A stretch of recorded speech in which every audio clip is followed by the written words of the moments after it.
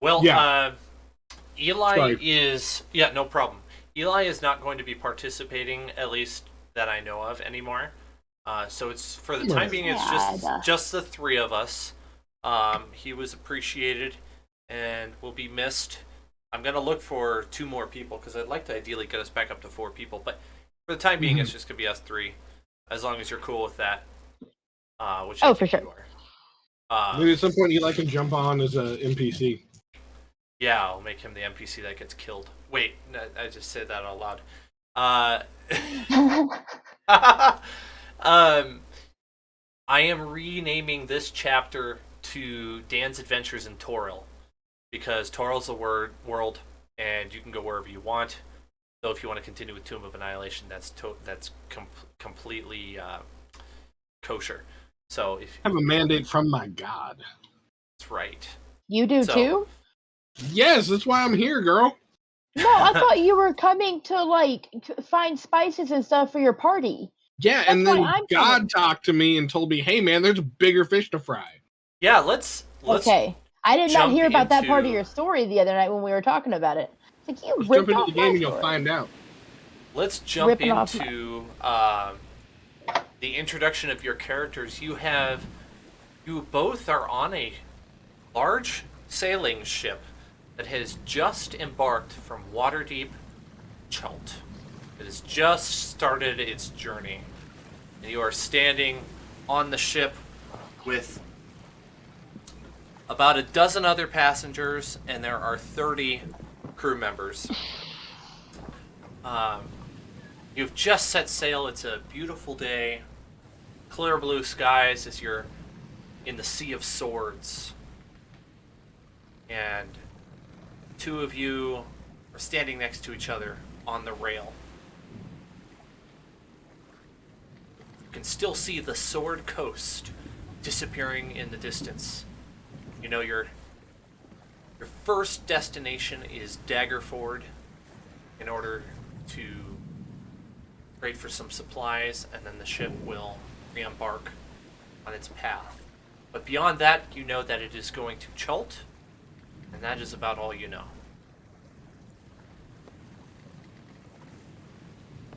When we get to Daggerford, I would like to tell my new compatriot here, as I'm guessing probably two of the only halflings on the ship were probably hanging out. My family's vineyard is just upriver from where we are.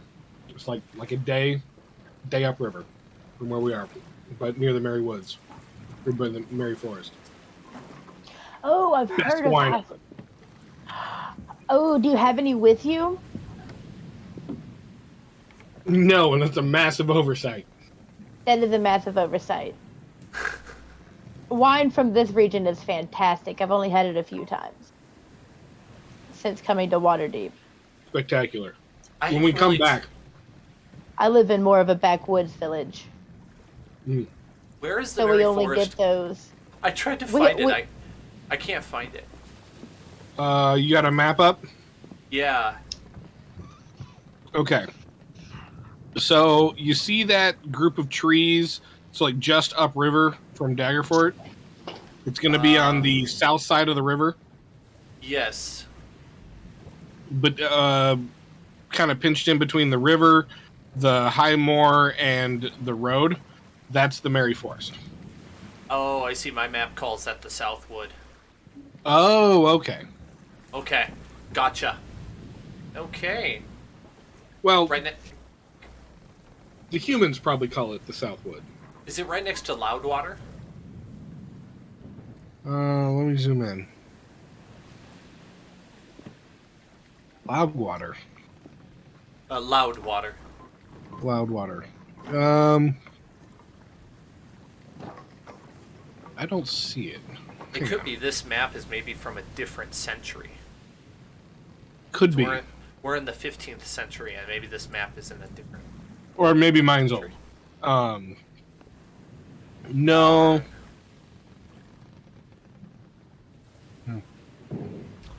A man overhears you talking about your vineyard, and he comes up to you. He says, You are a connoisseur of wine.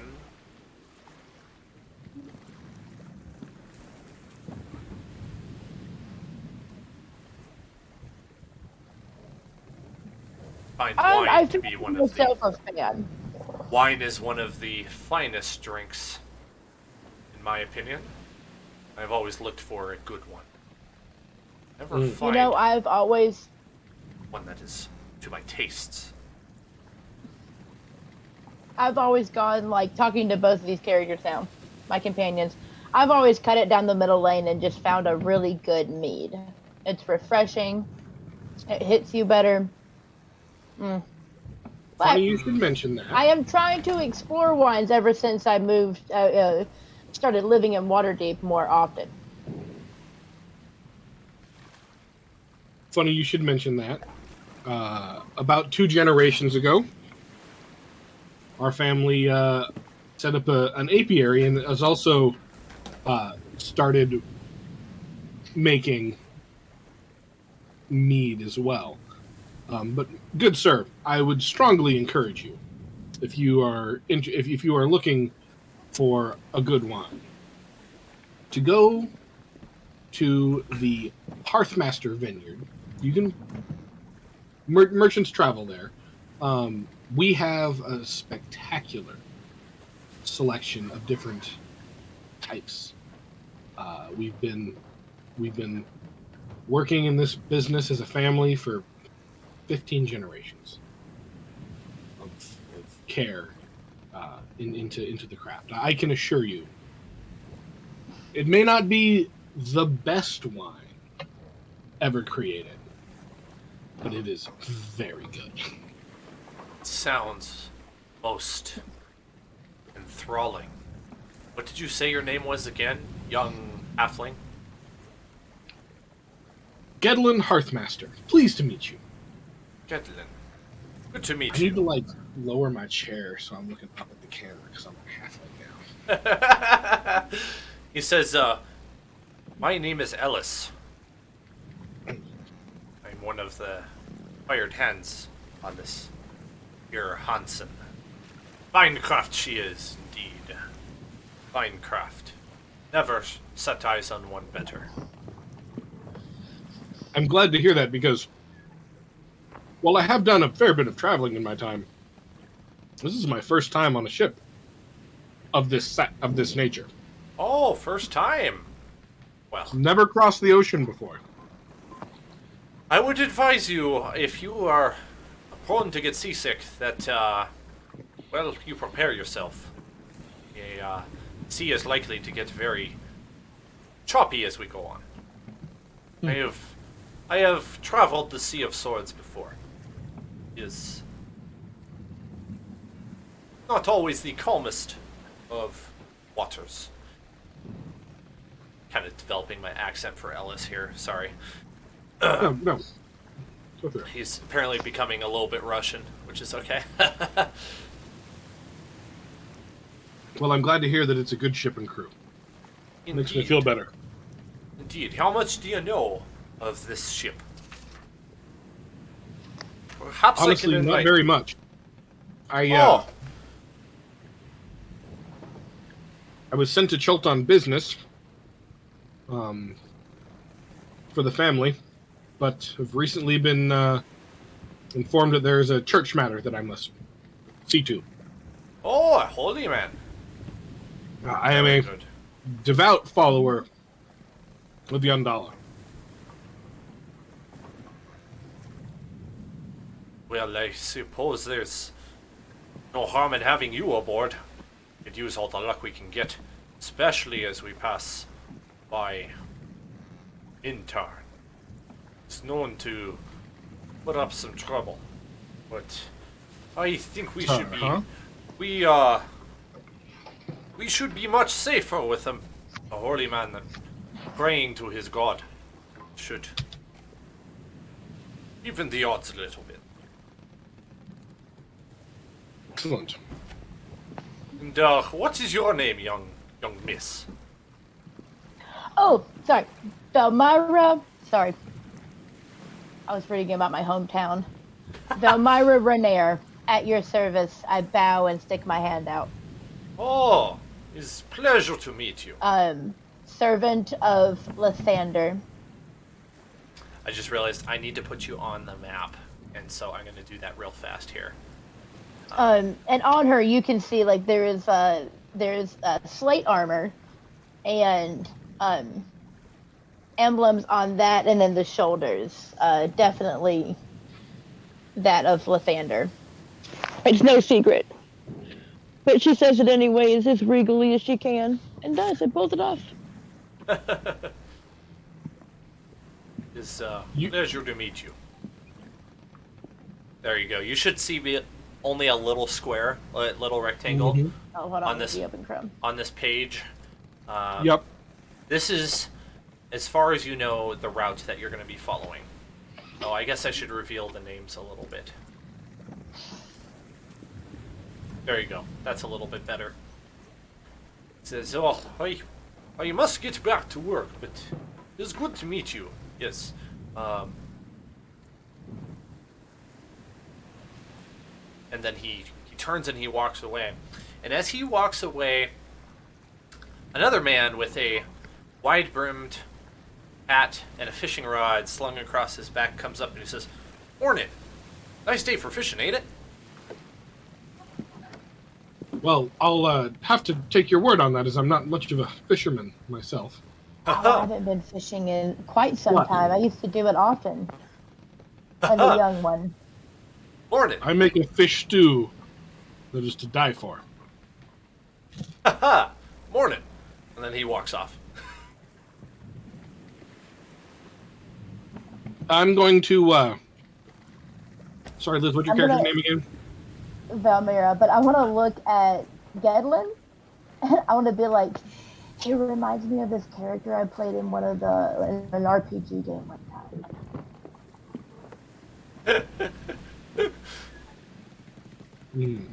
It's the guy that just walked by. Interesting. You'll be probably seeing more of that fisherman later. But as for now, you're starting to see the coast reappear as your day has been pretty much uneventful and in a good way. You guys approach the coast again. You're not quite to Daggerford yet, but you do see the sunset on the horizon, and within an hour, the sun has fallen and the ship has put into port at Daggerford.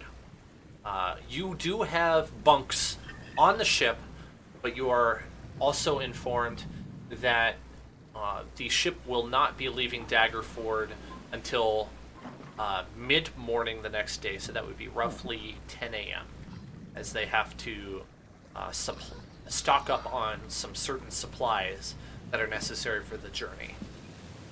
Oh, could we pop out a game real quick? Sure. What kind of stuff is in Daggerford? It's a rural town that is mostly known for just like crops, and Okay.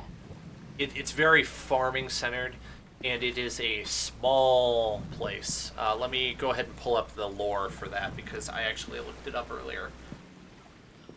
It has a reputation for being strongly resilient, and that's kind of an odd quality for how like agricultural the town is. Mm-hmm. It managed to survive. What was it? Well, the wiki says that it was too stubborn to fall even when a series of wars, crusades, and other conflicts threatened the entirety of the Sword Coast. So I'm ruling that that Okay. has already happened in history, so you would kind of know that already. That's Some cool. of that's happened. Yeah. I'm gonna look at Gedlin and go, oh, as a wino, you must join me. I've heard there's a fantastic mead in this area. Supposedly, legend has it, as all the battles and wars toughened up the greats and made them even richer and stronger.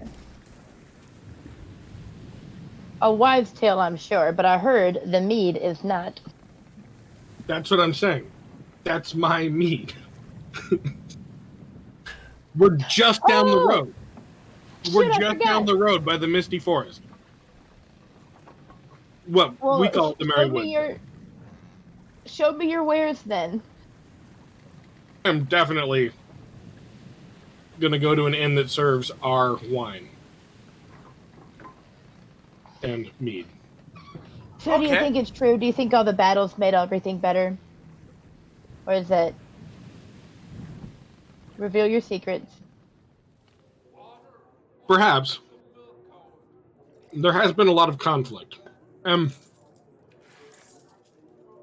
this is on the tradeway. So, goods going into Waterdeep, plenty of bandits. Not, You've got some soup left?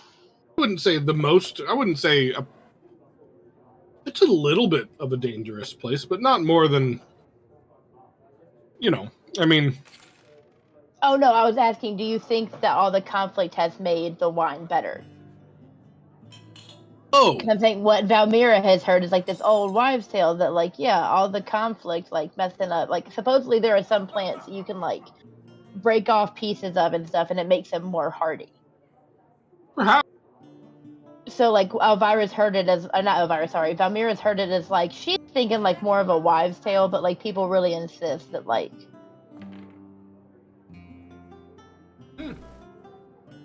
I don't know. I just thought of it off the top of my head.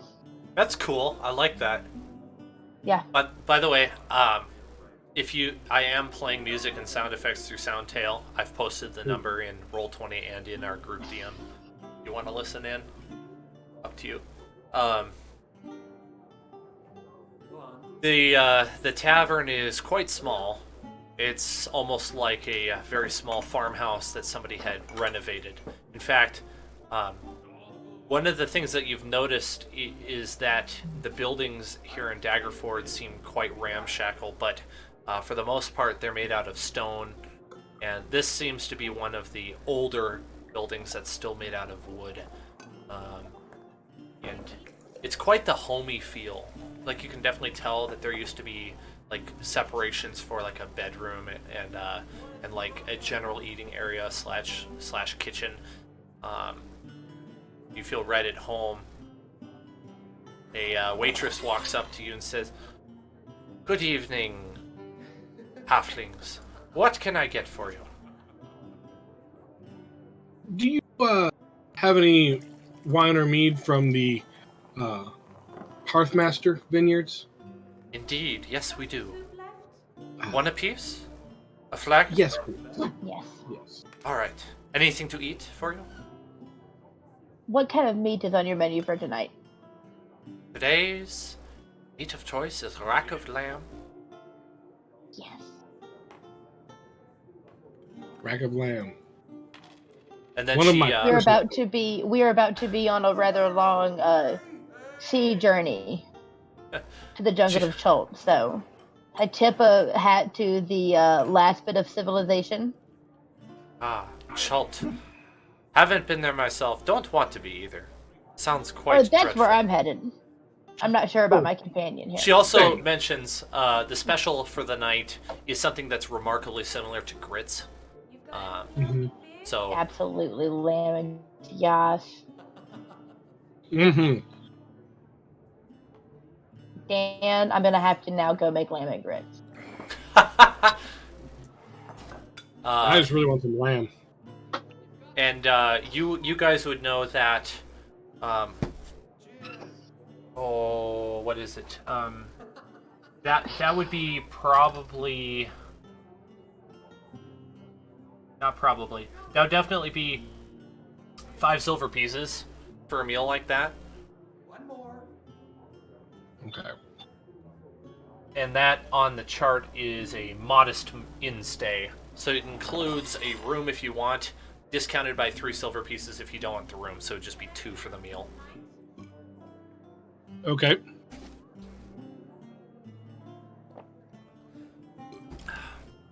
And while you're settling in and enjoying yourself, she comes back with the mead She says, the food will be here shortly. And then she returns back to the kitchen area. Excellent. Go ahead. Oh, okay. A table just over a few paces has two of the sailors at it that you recognize from the ship, and they have in their hand. Well, one of them has in his hands a wooden cup, and he holds his hand over it and he shakes it. And you hear the, and then he sets the cup down on the table and removes it, and you see two wooden dice, and he got a snake eyes, and the guy goes, ha ha ha ha! You lose. Pay up.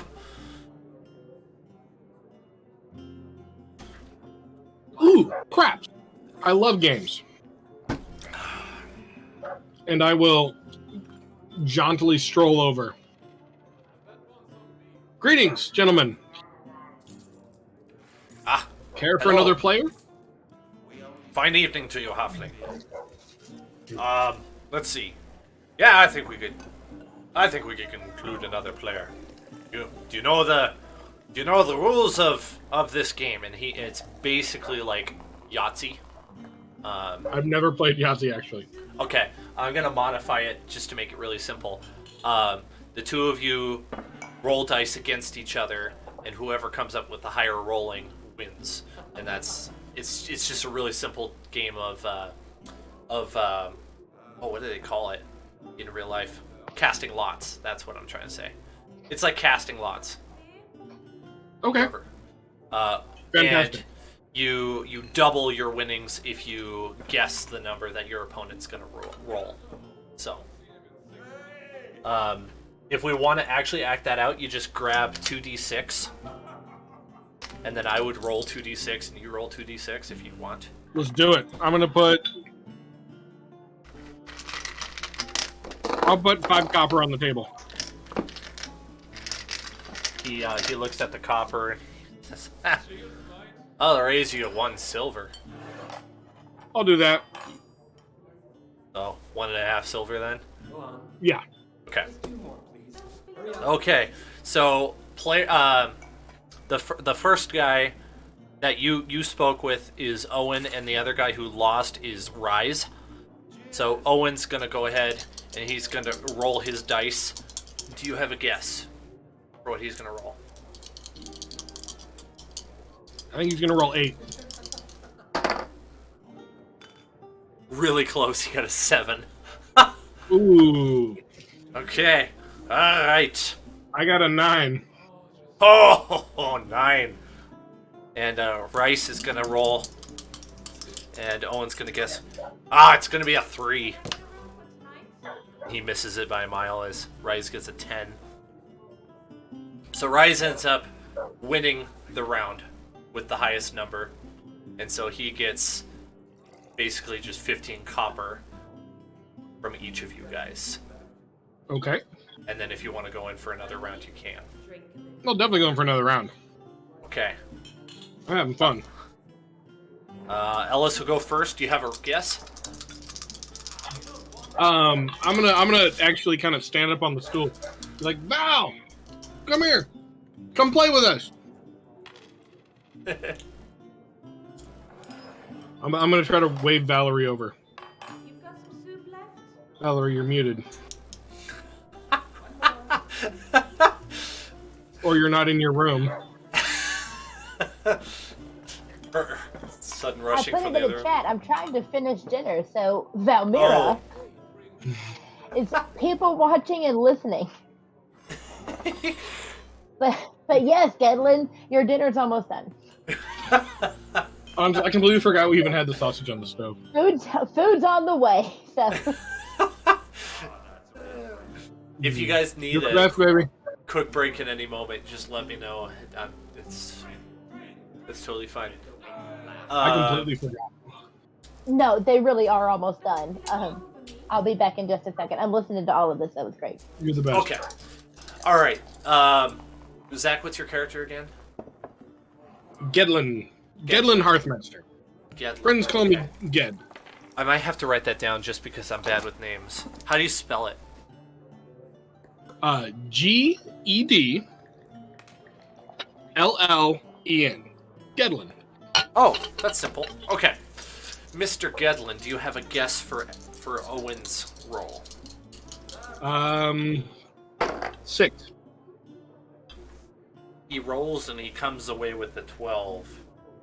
Ooh. So you would have to... somebody else would have to guess a number and get it right in order to win over that. All right. I'm gonna roll. Bryce is going to guess an 8. 7, sucker. And then he's going to roll and give you an opportunity to guess if you want. I'll also take 8. 10. Ah. Owen wins again. So, where are you headed, Gedlin? I am headed out on the morrow to the peninsula of Chult, if you're familiar with it. Oh, yes. Yes, that is one of our destinations along the way. It's a place that the prince has been... Well, he's been dreaming of visiting that place for a long time. Prince, you say? Yes, Prince Calrissian. Prince Calrissian, huh? Never heard of him. Sounds like a trustworthy fellow. I stole a bunch of sci-fi names for some of the ship's crew, so you're welcome. We'll see if you can guess where the other ones come from when you hear them. And the rest of them are a bunch of Welsh and Scottish names. So, anyway, he says, well, he's not really a prince. He's just a rich man, but he refers to himself as prince, and probably should refer to him as so. Is he the captain, or...? No, he chartered the course. The captain is someone else. No, the captain's name is Londo. I can't put that one past you. You know who that is.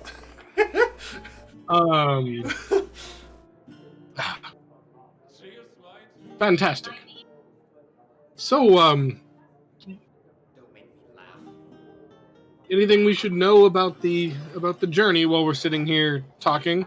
Last chance to buy important things. Anything particularly valuable over in Chult that I might make a little side hustle on?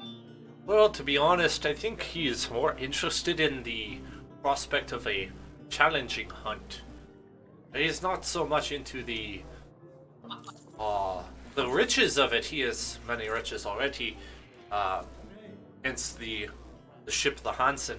It's a beautiful craft. But he is more interested in some adventure. He's just there to find what he can kill and bring back whatever trophies are possible. Interesting. You might warn him though. Just, I don't know if you know, but there's talk of some very dark things happening in Chult. Very, very worrisome things. So if he's out adventuring, you may want to be careful. I suppose so. It doesn't hurt to watch your back. You never know when you might get stabbed. Yes, I've also heard something about a curse. Curse, you say? Well, I've heard much talk of curses in my life. Haven't seen one yet myself. Don't believe in them. To each his own. Indeed. Let's roll some dice. I'll make another 1 copper bet. Okay. Or 1 silver. I'll make a silver bet. You have a guess for his roll? 7. 9. Ugh. He's gonna guess 4. 6. And then Rice is gonna go. Owen will guess 2, and you can guess whatever you want.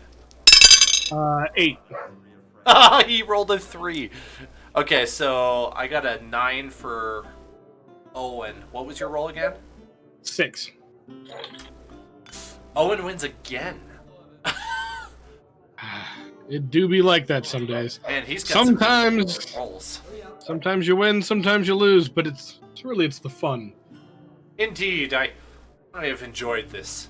You seem like a good man, Gedlin. Thank you. Hope to get a chance to speak with you on our trip, but I am a rigger, so I must man the sails most of the day. It's hard work, very tiring. I can imagine. The waitress appears with your food. She sets it down at the table you had originally been at. Well, looks like my meal is here, gentlemen. Perhaps afterwards we can have another go.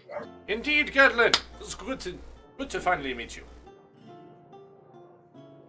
And as you tuck into your meal, it's deliciously savory, slightly sweet with fruit preserves that were made and slathered over top of the rack of lamb, and your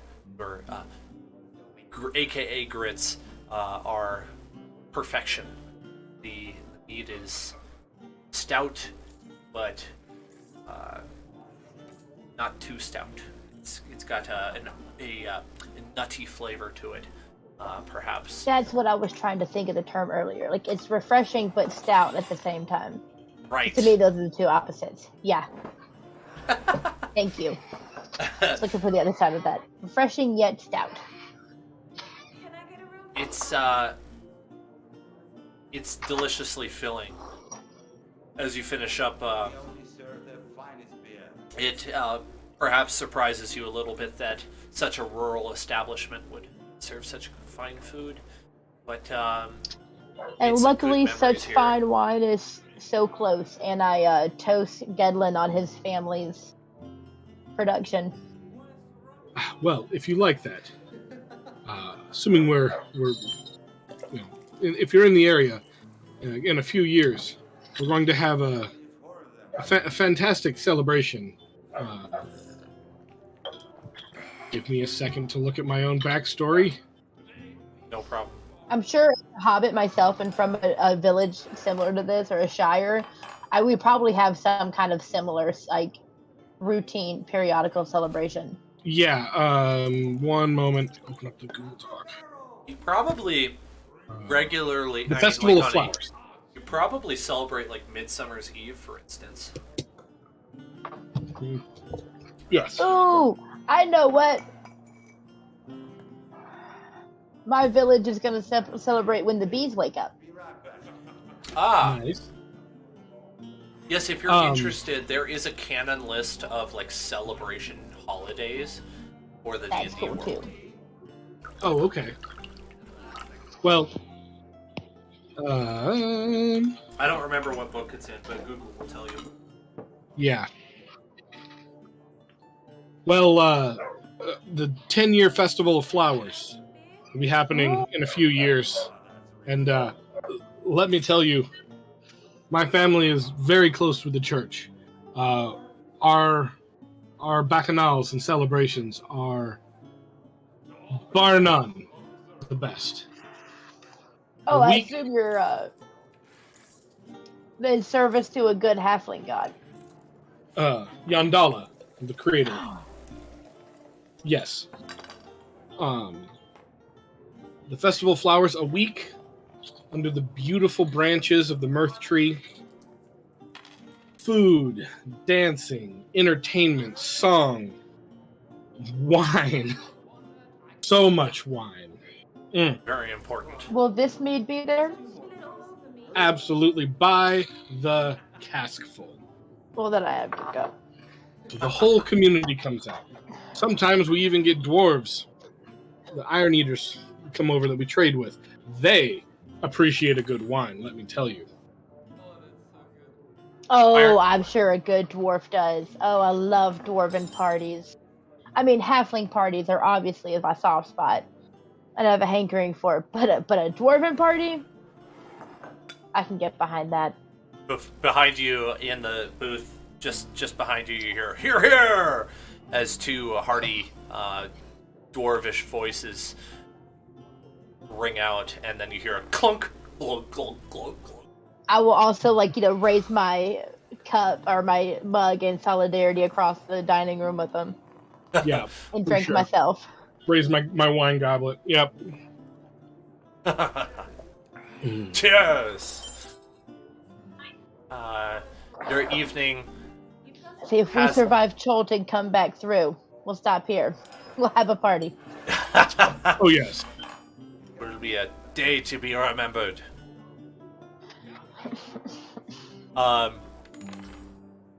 As the evening passes, people shuffle in and out, and it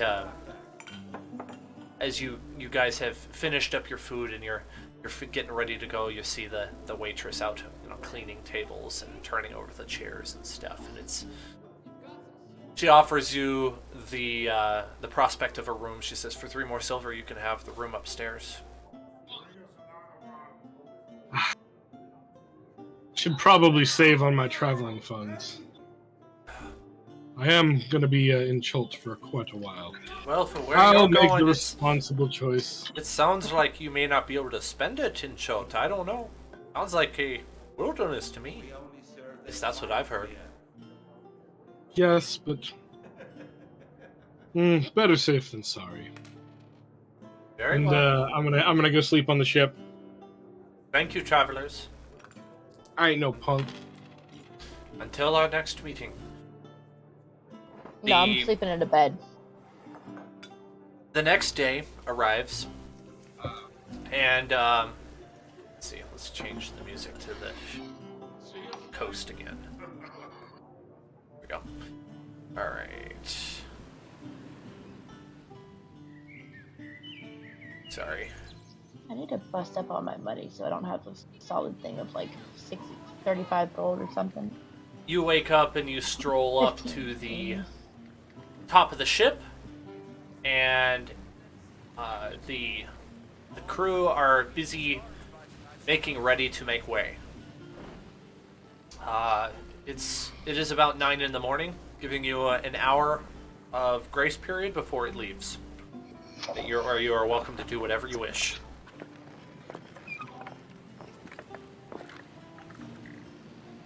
Oh, I have food on the oven, so you keep going.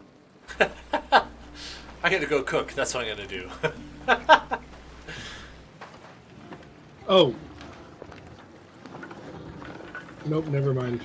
No, I don't have much to. I kind of got my last hurrah in Daggerford. Stay away from my home. Sounds good. All right. After that hour passes, the ship leaves the port, and you find yourself in the familiar environment of the ocean widening in front of your eyes and the coast slightly disappearing. Today is definitely a windy day. You're making very good headway. You overhear some chatter amongst the crew saying, oh, if this wind holds, we should be there much sooner than expected. It may only take 3 days instead of 5. They don't Well, that say, wouldn't be so bad. They don't say where that 5 days gets you, specifically. They say that it would be 5 days to some destination.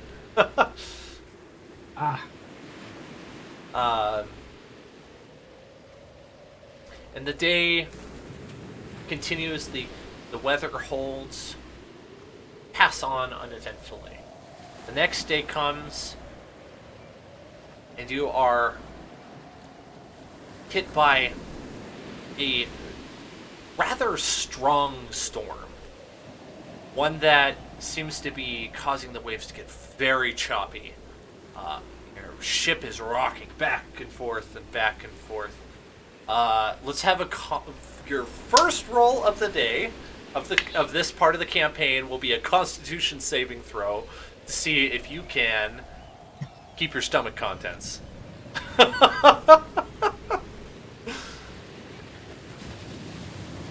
We'll say it's an easy difficulty, which would be a DC of 5. Didn't make it. Turns out, Gedlin does not have sea legs. At least not yet. 'Cause he rolled a 3. Oh no, sorry, a 4. I rolled a 3, but I have a +1, so I got a 4. Okay, so it's only an adjacent fail.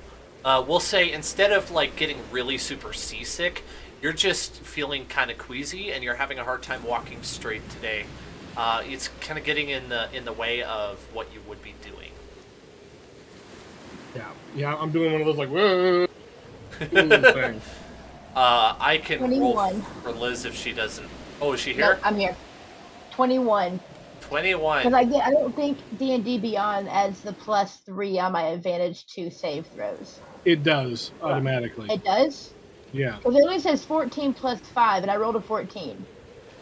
Oh, was the 3 added into the 5? I think so. If you're proficient in it, then you get a proficiency bonus. Yes. Okay. So that +5 has the 3 incorporated. Okay. Yes. So if that's Yes. the case, in a 19, either way. Oh, that's the +3 on Nope. saves that's coming in there, yeah. Yeah. Right on. Okay, cool. Oh wait, do you you get a were- +3 on any save? On all Constitution It saves? just has a little green +3 on saves on my thing. She gets +3 on Oh. any saves. Then I don't know if that is calculated in. I don't think it is. So you Okay, did get then a 21. I thought Yeah. you were talking about your Constitution modifier. I was like, no, that for sure is. But I don't No, think yeah. I don't think your Paladin never fail any saving throw ever BS is included. Well, thank you for adding that in. What's her name? Valmira. Sorry, it's going to take me a moment to get these names. No, it's the same. Valmira. Okay, Valmira, you were born for this. You're like a fish. You, in fact, like multiple times, you have looked over the rail and you're like, I could swim faster. Right. You're like, psh, I don't need this ship. I'm over here like, Yandala is the goddess of nature, and this is not natural. If I was meant to be in the water, I'd have been born with fins. A big splash hits the bow of the ship and it comes up over onto the deck and it just smacks you right in the face, Gedlin. And you look down at yourself disappointed as you are soaked in seawater. It's gonna itch when it dries. I can already tell. The fisherman that you guys saw earlier says, "Morning, nice day for fishing, ain't it?" And then he walks past you. I'm telling you, man. The RPG character. He's an This is not a nice day for fishing. It's made up. Keeps This going. guy's weird. I There's an don't uncanny know. valley thing going on. The day is And I'm sitting there otherwise talking to you like nothing's wrong with you. You're fine. Like you're not getting sick or anything. the day is otherwise uneventful, and night comes upon you. Let's see. Oh, wrong thing. There we go.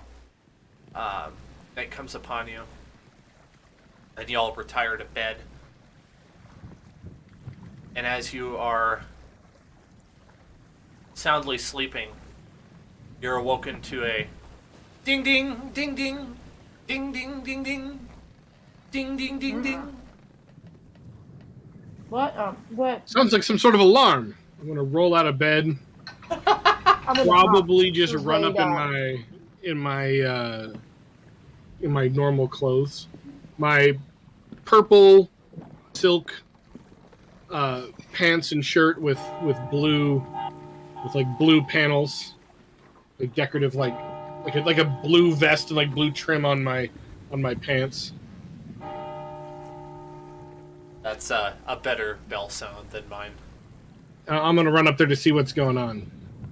As a veteran of many battles, or Valmira, see, is going to teleport to the deck. Not really, but like Okay. move there with like such quick efficiency. Okay, 1 second. I'm gonna try a sound effect. This very well might not be the one I want, so don't immediately judge by this.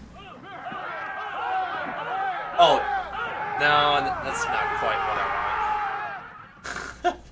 that's way more exciting than I was hoping for.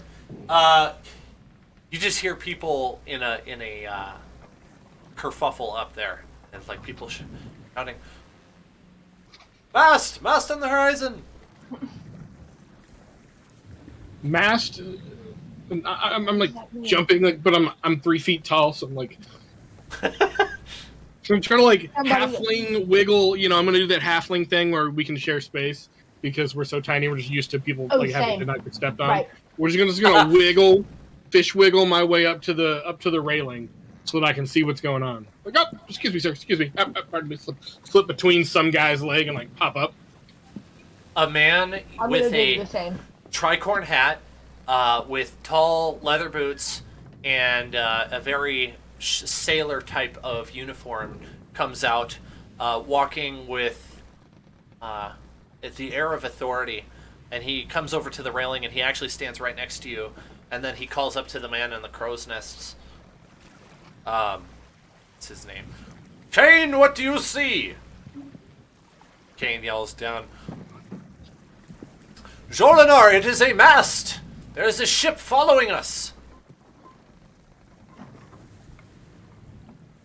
And then the man strokes his goatee beard, and then he pulls out a spyglass and he opens it up, and he looks behind the ship to see the one that is following.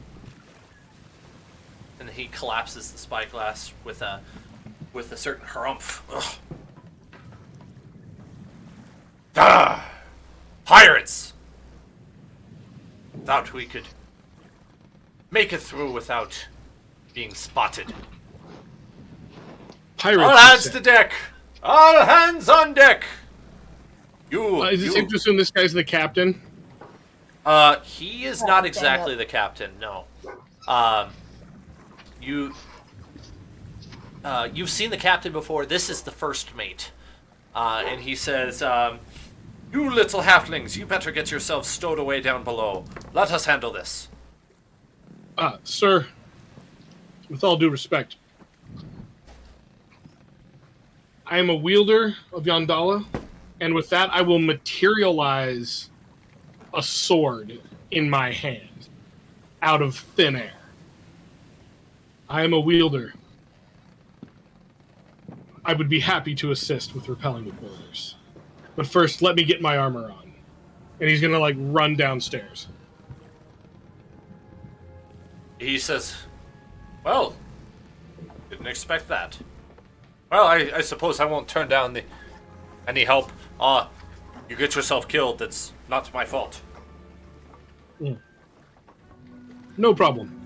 It's just, remember who helped if there's any coin that is found on the pirate vessel. Indeed. Let's see. Ready yourself for a battle. It very well may not be a clean fight. With that, he steps away and says, all hands on deck! He disappears off into the distance across the deck, and the crew start positioning themselves in certain areas. I'm going to move us to the map here. We do have a map for this. Real quick, I gotta grab something to drink. I'll be right back. Yeah, do we want to take 5? 5 would be good. If it's a good time to take 5. Yes, absolutely. Let's do it. Thank you, Dan. I appreciate you. Yep.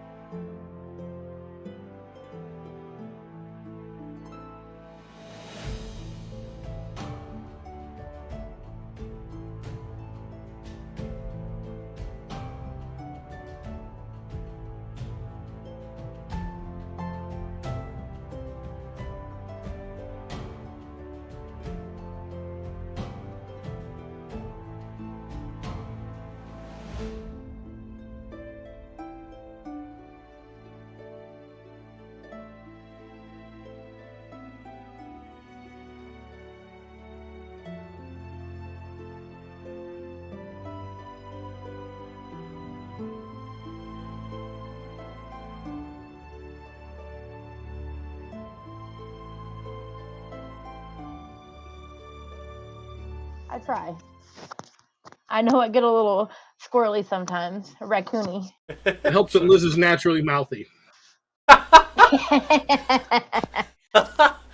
Oh, all right. Let's see here. And we are back. Okay, so are you guys able to see the map that I moved you to? It's all black. All black. Oh! We don't have characters for you. That's right. Let me pull over your temporary tokens. I made some temporary ones. We'll get some permanent ones very soon. Okay, so this might take a tiny bit of setup on my part. Which I didn't realize I hadn't done yet. So, this one's controlled by Dak. This one's controlled by Liz. Okay, and then we need to make you slightly smaller. Alright, are you able to see now at all? No. No? Nope. Okay. You vision. Ah, can see some. Let me refresh. There we go. Okay, so you can see the ship, right? Yeah. Alright. It is nighttime, so I'm gonna have to turn off daylight mode. So do you guys have any light sources? If not, I'm gonna just have to go through and check the Oh shoot, dynamic I did lighting. not think about anything like I that. have Hold Devil's on. Sight. What is that? Dark Interesting. vision to 120 feet, and it sees through magical darkness. Whoa! Warlock, baby! Dang it. I have a candle. So I have a 5-foot radius That's of light. That's a great way to follow that. I have a candle. We're reflavoring it to Celestial Sight because I'm not evil. And you can see that Gedlin's eyes kind of glow, and he's like, it might as well be daylight out, as far as he's concerned. Okay, can Valmira see his eyes glowing? Probably if you not. like, probably. Oh. If you're like I think looking the at word him, glow, yeah. Alright. How's that? You can see now, right? 1 second. I only have 5 I feet can. of light and then 5 feet of dim light. That's right. So, probably so. I'll just, not think about the front of the ship. So your threat is coming from behind you. And so now I need to move on the available pieces to me are listed as pirates, but they are not actually pirates. So there's that. Okay. They're your Interesting. Yeah, I just haven't I'm not going to bother renaming them. And adventures, where the rules do matter. No, the rules don't matter, but the points do. That's right. All right, so you got a man up front at the tiller. You've got 3 men at the back, each working with the ballistae that are on the corners of the ship. You've got a man in the crow's nest up above. You've got a man on the rigging in the rear, and a man on the rigging in the front. You've got a man port and starboard, and then there's a guy coming up the steps. And everybody else is down below, which you can see on this map. However, you guys actually have to go down the steps, and then I'll physically move you to where downstairs would be. Okay, wait. Are we down in, like, the belly of the ship? I can't remember. The gully or whatever it's called? The whole No, Or, like, you're people's hole? Yeah, or are we up above, like, where there could be a torch? you're on the We're up on top deck. deck, and there is a torch. It's just one front, one aft, which is the rear. What is the nautical term for front? I forgot. Starboard or something? Port, yeah. Fore. Forward? Fore or prow. Oh, 4. Yes, one on the fore, one on the prow, one on the in the aft. There's one. Well, there's some more down below. I guess you wouldn't see those from where you're standing. And I don't want to hold a candle while I fight. well, that might be a problem because there's not a whole lot of light up there, and I would just say intuitively you'd probably recognize that any light you have here may not actually help you. It might hinder you because then it's going to make your vision of what's out there a little bit worse. That makes sense. Okay, I'm just going to blow out the candle And and it give it makes my you look best. like a target. This is not my first battle. I don't need these things. I did use the candles to be upstairs, but put it out. And I ready myself. The ship behind you is gaining on you, and the men on your ship, on the Hanson, are doing their best to rig the ship so that it will get more speed. In fact, you're hearing a hushed conversation between the first mate and the captain up by the tiller as to whether or not they want to actually throw something overboard in order to try to lighten the ship and get more speed. I'm gonna ask one of the ballista operators what the range of the ballista is and how far out the pirates are. Oh, I might need to check that. I can start attacking when it gets to within 120 feet. I can start attacking. Let's see what that is, Do you because know how many hit points I have? Sorry. Yeah, you have a boatload. Oh my god. Yeah. that's what I thought. I told you were gonna love playing a paladin. I'm Up to- trying to get my character in. Yeah, set up. Up to 480. Okay. Well, So it takes 1 action to load, 1 action to aim, and 1 action to fire. So if you do actually decide to use it, that's how that's going to work. no, I'm gonna start casting Eldritch Blast because I can put 2 holes in their sails every 6 seconds once they get into the 120 feet. Yeah, and the ballista's range is 120/480. Okay. So, It's at disadvantage when it's at 480. well, to be perfectly honest, that's something that's always been a little confusing to me, and I've always read it as the 120, the first number, is the minimum distance without being at disadvantage, and that the longest number, the biggest number, is the furthest distance without disadvantage. That's how I've always thought of it, but I don't think that's correct. I should actually look that up real fast. Because I forgot to look into that.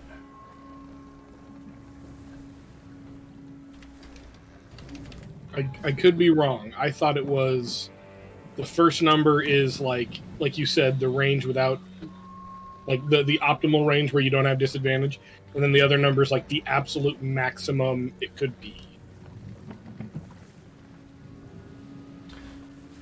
I think that's what I'm trying to explain. Okay, then yes, that sounds correct to me. The smaller number is the normal range, larger number is the long range. Your attack has disadvantage when your target is beyond normal range. You can't attack a target beyond the long range. Okay, that's what it is. That's right. Okay. Thank you for asking that, because I would have forgotten to look it up. So, your ship is still outside of the normal range of 120 feet, but it is slowly closing in, and you hear a panic sort of set in with some of the crew, and a few of the ones that are like standing still. They don't really have anything to do. They're starting to like kind of shake in their boots a little bit. Like, what are we gonna do? The pirates are gonna board us. Oh, we can't fend off a pirate attack. They're gonna steal everything we have. They might kill us. If I have a passive perception of 18, I would notice this happening? Yes. I would like to make a persuasion check as I try to speak to the crew and rally them. Let's hear it. Men, fear not, fear not.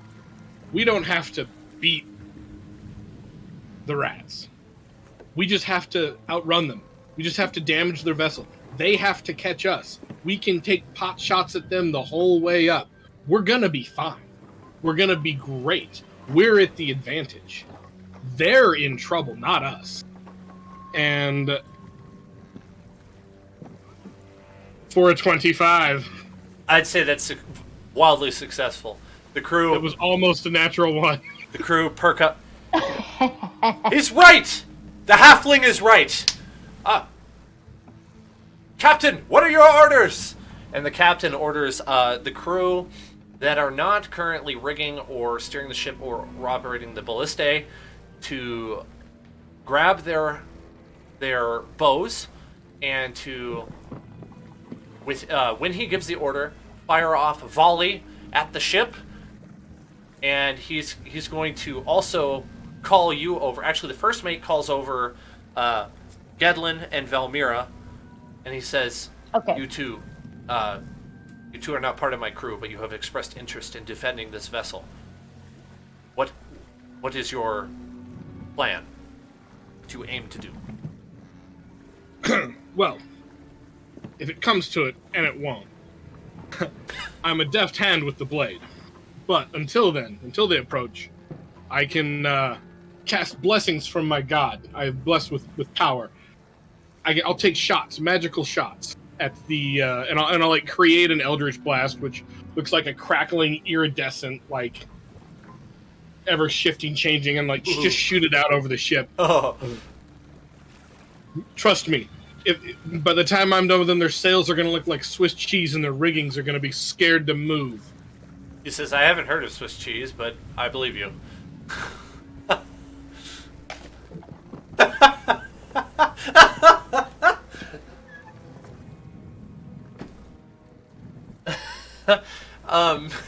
Sorry.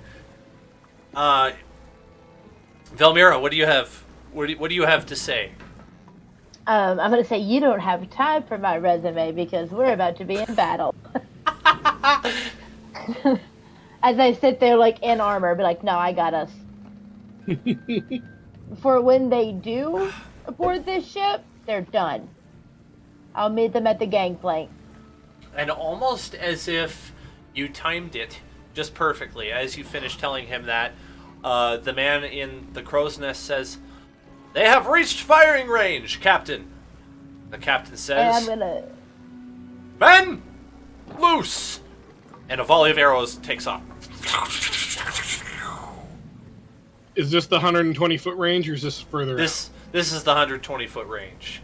All right, what do I got? Alright. What do I got? What do I got? I'm just popping off Eldritch Blast. Actually, I got a shield in one hand, so I'm just popping off Eldritch Blast. I believe I can cast through my sword as a spell, as a focus. I believe so, yes. I'm going to set a medium DC for being able to hit. So you just have to beat this number of 15 when you fire. And that will secure a hit on the ship somewhere. And now the sails are obviously the bigger target, so Petal, like, you're probably, like, if you're shooting the sails, then a 10 is enough. Wait. 2 hits. Okay. It takes the 2 hits. You see two small holes appear. Look closely. You see that the sails are already a little bit tattered before where they had arrived. Definitely seems Before we wear. get too into this, how many rounds is 1 minute? I'm writing it down on a sticky note, but it has to do with one of mine. I always say it wrong. Is it 10? Yeah, because a round is 6 seconds. Right. So 10 rounds equals 1 minute. Yes. Yeah. Okay. So the 2 of you fire, the crew fires, and then 2 ballista shots get fired off. And then you hear in response a deep rumble. And then you hear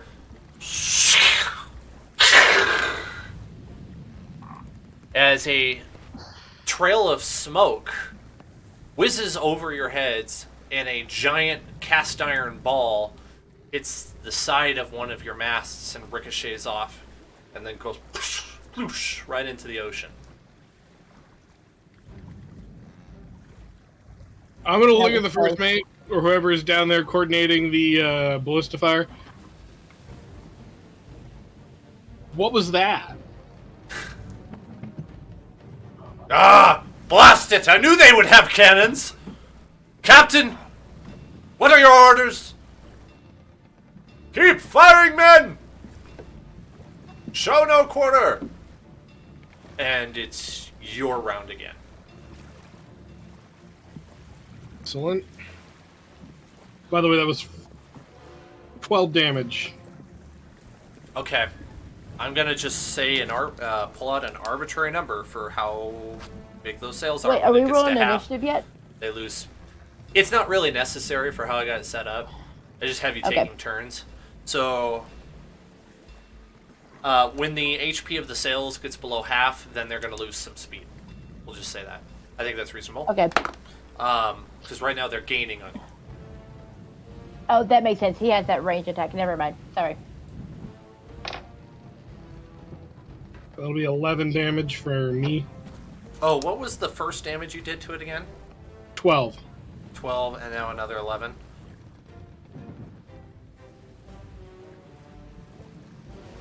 Why can't I do math? There we go. Lost the ability to do math. Okay. The archers fire off another volley. Just you hear whizzing through the air, and then on the other ship, you hear a Wilhelm scream. Ow! As the guy falls overboard, right into the water with an arrow stuck through his chest. No cannon fire this time, but you get a volley of arrows coming towards you guys, and so roll a dexterity saving throw to avoid the arrows. 18. Pass. Whew, yeah, same, 18. Pass. Alright, and I'm just gonna roll a one for the team. Oh, you lose 2 sailors. They just bite the dust. Oh, no. Oh! 2 arrows take out 2 sailors. It's very dark out, right? It's very dark out, yes. And they're within, you said 120 feet for sure? Okay. Yeah, they're even closer now.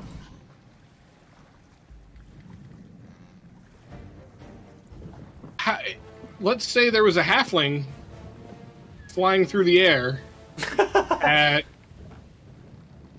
60 feet per round. How difficult would it be for them to see and or hit that halfling? Would it be unreasonable for me to fly over there and kill somebody? Are you going to fly to their ship? I do have the fly spell, and I can cast it on 2 people. That is fair game. What I will do in that case is we will pretend that the map is now the enemy ship, and I will just, like, the people you see, these tokens, these will be the enemies. Okay. Makes sense, right? I'm gonna ask Val. Yeah. Val. Yeah. We can't go on like this for too much longer. We won't have any sailors, and I don't know about you. I don't know how to sail a ship. If I can fly us over there real quiet like, I think we might be able to do a little more good. If you can fly, you either can or cannot fly. Oh, I can. I Which can is fly it? us Okay. both. Okay. I can fly us both. You can fly us. Mm-hmm. For sure. These messy scribbles are the cannons on the enemy ship. If you say so. I'm assuming you're not joking at such a time. No. Absolutely. Good. I can't.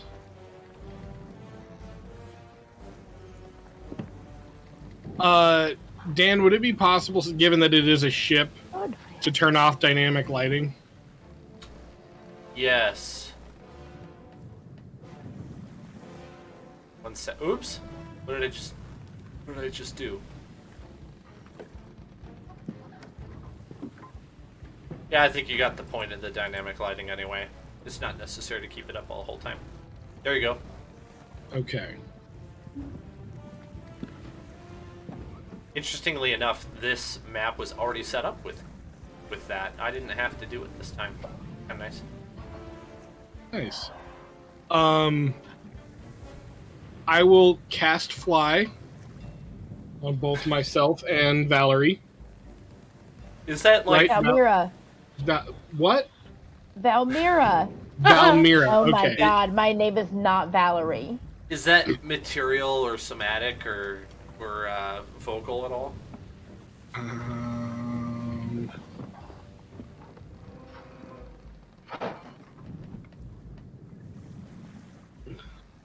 It is verbal and somatic and does have a material component, but I'm casting with a spell focus, which is my sword. There you go. Okay. All right, it sounds good. I just needed to know. Yeah, no, for sure. And it is concentration. It is concentration. Oh, okay. Don't tell the DM that. Gotta be fair. Gotta be fair. I know. Also, it would be really funny if we got caught with an arrow halfway there. And I lost concentration and we fell in the water.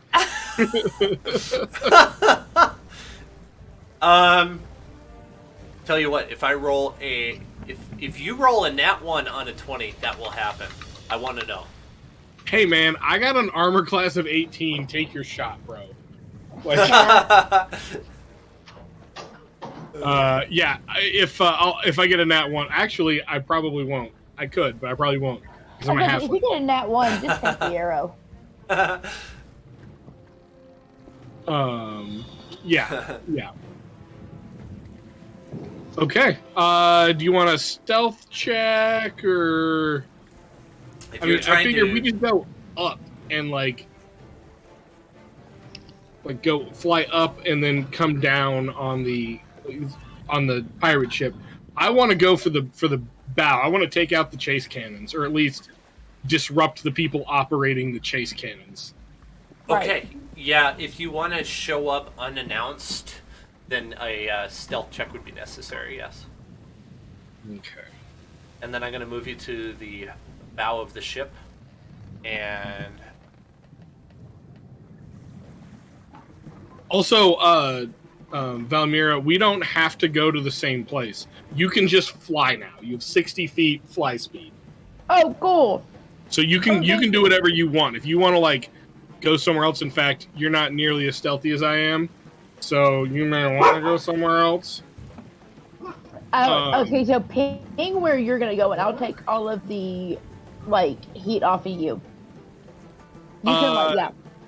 I'm confused because there's only one guy up here, but I'm gonna land here and Okay, I'll take come. out. Oh, sorry, I hadn't moved the players yet. Oh, okay. The enemy, sorry. There we go. Okay, yeah, I'm gonna take out the chase cannon guys.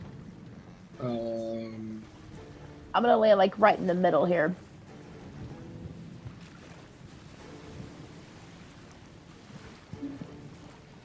There are not going to be that Thank many you. right there. Okay. I'm adjusting it. That's not I me was like, being I a do jerk. have a plan, but shoot, man, you know. No, I just needed to move a bunch at once. The rest of these guys are going to go below decks.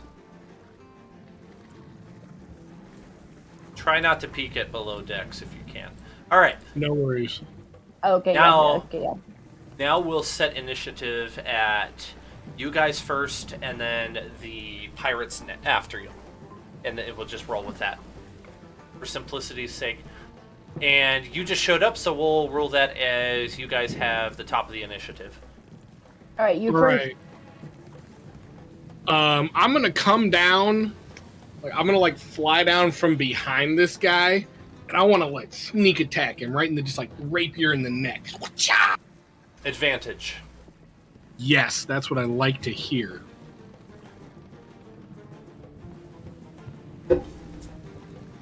It's the guy who's focusing on loading a cannonball into this cannon. 21. That's a hit. 5 damage. Attack number 2. 24. That's a hit. Another 5 damage, so 10 damage total. Wow. Yeah, 10 damage total. And I will land on the deck. Kind of squat down behind him. I got my shield up. I got my sword out. That's pretty cool. I'm quick on my feet. Right on. Valmira. Okay, so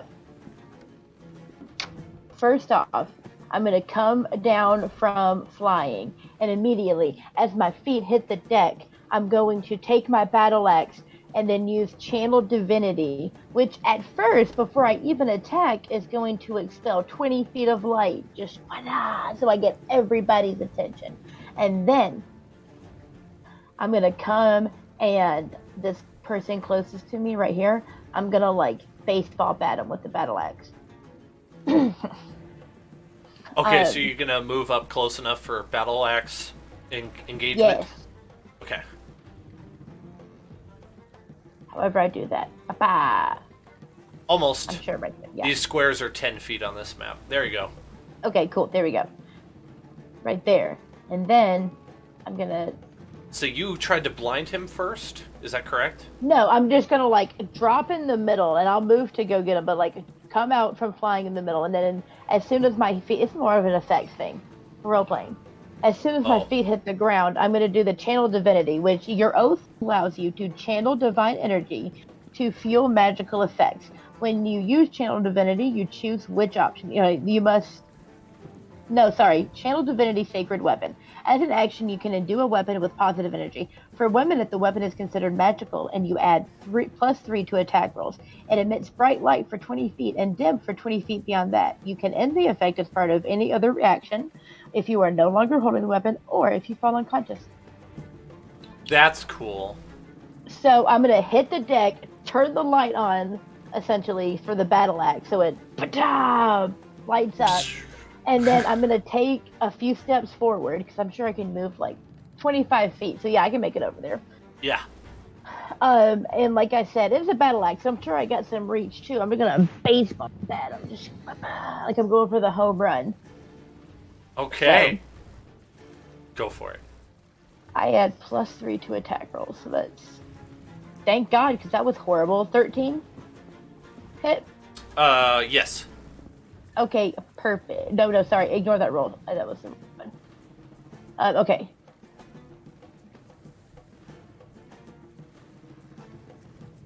So that's 8 damage, which kind of sucks.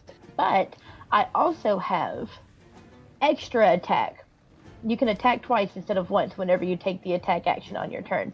So, does that mean that I have to attack the same target? Or, I mean, not that I'm close enough, but I'm asking for future reference. Nope.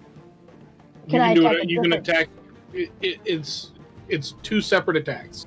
Oh, God, that's so cool. Okay, I'm still going to attack this one because it just makes sense. And I didn't get nearly enough damage into the first time. So, I'm going to come back around like I'm chopping wood, but it's just not wood. This is a great analogy. So wait, so this is still 1 round for me though, right? It's like taking into account time for channeled sacred weapon. I think so. Does a 25 hit? Yes. Okay, cool. An extra 10 damage. Okay, so that guy dies. He lets out Okay, falls to the ground dead. Was that a spell attack? What did you kill him with? No, just a battle axe and channel divinity. For the next 10 rounds, I'm going to be doing that to everybody I come in contact with. Okay, so he just like sprays blood everywhere and lets out a blood-curdling yell as he falls to the ground with a, let's say, a severed windpipe, and his head is half hanging off of his body. Very disgusting. Yep. The response is multiple pirates running up, charging up to you. Oh my God. 4 of them get up to you. 1 gets up to Gedlin. Another one makes it kind of up the stairs. A few spill out from below. You hear another cannon shot in front of you at the Hanson, and you hear a solid report in the distance as the cannonball contacts the ship, and just you hear splinters of wood just flying off of the Hanson. And these guys make a scimitar attack at you. It's going to be... At me? Yes, there's going to be... actually, I guess I didn't actually move them quite close enough. That's more of what I was going for. So there's going to be 3 scimitar attacks. Alright. 7, 20, and 10. Which one's a hit? Only one hits 20. Okay. Only one of those. And it was not a natural, it was a modified. So you take 5 slashing damage.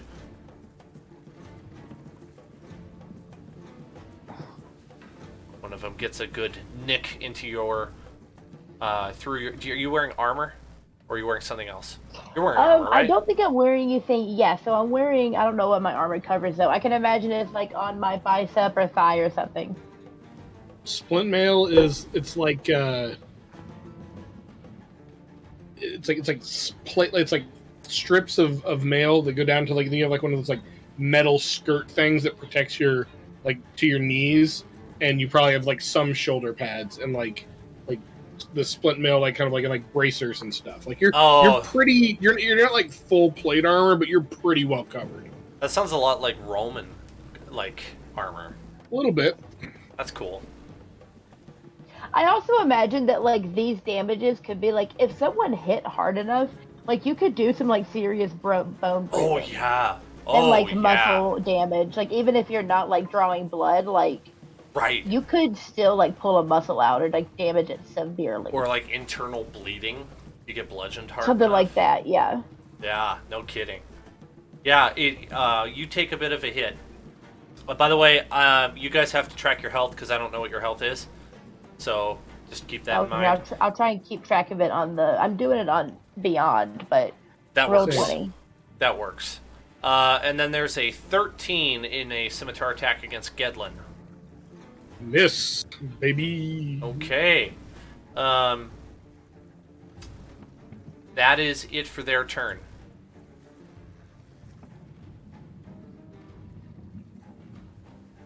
All right, your turn, Gedlin. My turn. Alrighty then. In that case, I'm definitely going to attack the guy operating the cannon again. If you... I'm going to use the booming blade cantrip. So it does an 1d8 thunder damage on a successful hit. And if he moves after, like, if he moves that round, or like if he moves on his next turn, it does another 2d8 thunder damage. So, And is that just localized on him? Just localized on him. Okay. Does a 13 hit? Yes. Sweet.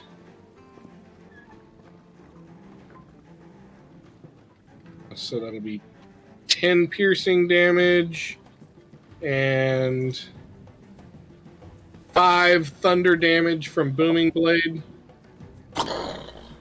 15 points. The Is he guy still standing? falls to the ground, a sizzling corpse. Then I'm going to turn and do the same thing. Same thing to the other guy behind me. Say, "Fall, you enemies of joy and laughter," as I slash him down. There's a 14 hit. Yes. All right, I think I can only do the booming blade on one attack. So that'll be 10 points of damage. All that right. Anything else? That's pretty much my turn. Okay. Velmira. Yes. Okay. So same for homie number 2. Let's say this one, or actually this one. I'm just gonna slice Okay. through them like butter. This one right here in the corner. I'm just gonna kill him. Watch me. Right. Remember, Velmira, you can fly. Don't forget that. Oh, That shoot. hasn't changed. Oh, but I don't care because I'm a halfling and I can reroll one. So how's that? How does a Ooh, on this 21 do campaign. me? Or actually, 24. How does that do me? That's a really excellent hit. I was worried the 21 wouldn't make it. So Oh my gosh, you guys. hold on. But can I also? How does the 100 do for attack roll? I rolled a 34. Does that hit Dan? Oh shoot, yo! I've been forgetting my divine smite, which I think I could do all the time. I don't know. I haven't No, looked. I think it's a spell. Okay. I'll check your character sheet. I'm not super up on paladins. But No, it's I not a think- spell. It's part of my actions. Yeah, I can do it all the time. Dope. Okay, If so that's I'm true, gonna that's try and incredible. keep track of it this time. So bear with me here, okay? We're just gonna go right down the thing. I'm trying. So here's my initial damage. 9, Okay. and then with Divine Smite. When you hit with a melee weapon, you can expend. Oh shoot! I do have to use one spell slot. Okay, well, I may not use it on this then, because I got a 9, and I can use an extra attack. So I'm just gonna make another attack. Okay. I didn't see that at first, but I'm not expending a spell slot for that. Oh no, wait! I gotta ignore that. Or we can use that roll. I just forgot to see if I landed it. 24 again. Wow. Yes. Do you want me to use the original 7? I'm fine with that. Wait, what do you mean original 7? So I first rolled damage before I rolled the attack. Oh, no. No. Go with your 24. Cool. And then 11 points of slashing damage. Alright, this guy falls to the ground severed and bleeding.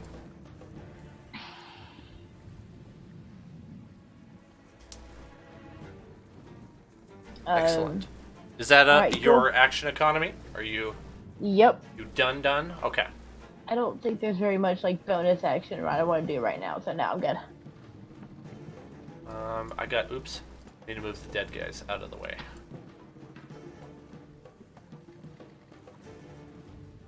Put them in the ocean for the sharks to feed on. Alright. Velmira, I'm going to need you to do a strength or dex saving throw to resist being grappled at disadvantage as multiple people are trying to do it. And same for Gedlin. So I roll a disadvantage? Yes. Okay, 1 second. You said this is a dex? Or strength. I'll take either. I think it's I'm either's rolling fine. strength for sure. 8. Okay, so that's 13 plus 3 is 16. Wow. And that was at your disadvantage? Yeah. That's impressive. Alright. Velmira, you're still standing. Gedlin, you are now grappled.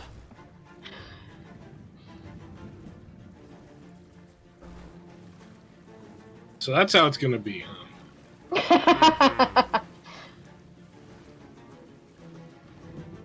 I wish there was a search function for this. Alright, alright.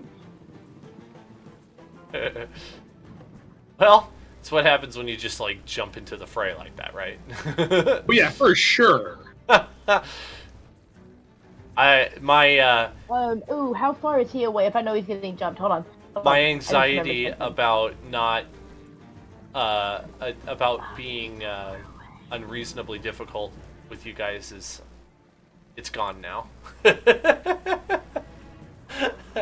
I've learned that you guys are very reasonable players and are not going to be upset with me for responding in what I think. Does that mean we should start working on our next character, Dan? Like, No. are you trying to say something? Look, Did I just start a fight with the entire city, Dan? Did I just do that again? I would be a bad DM if I killed you today. Well, I feel bad because you're like 5 feet away from me being able to cast like a spell that Shield of Faith. You're just a little too far away. Darn. Let's see. Another shot hits the Hanson. This time it was a negligible amount of damage as it just crashes into the rail of the rear of the ship. And it unfortunately takes a sailor with him and you go, oh! So he goes flying into the ocean.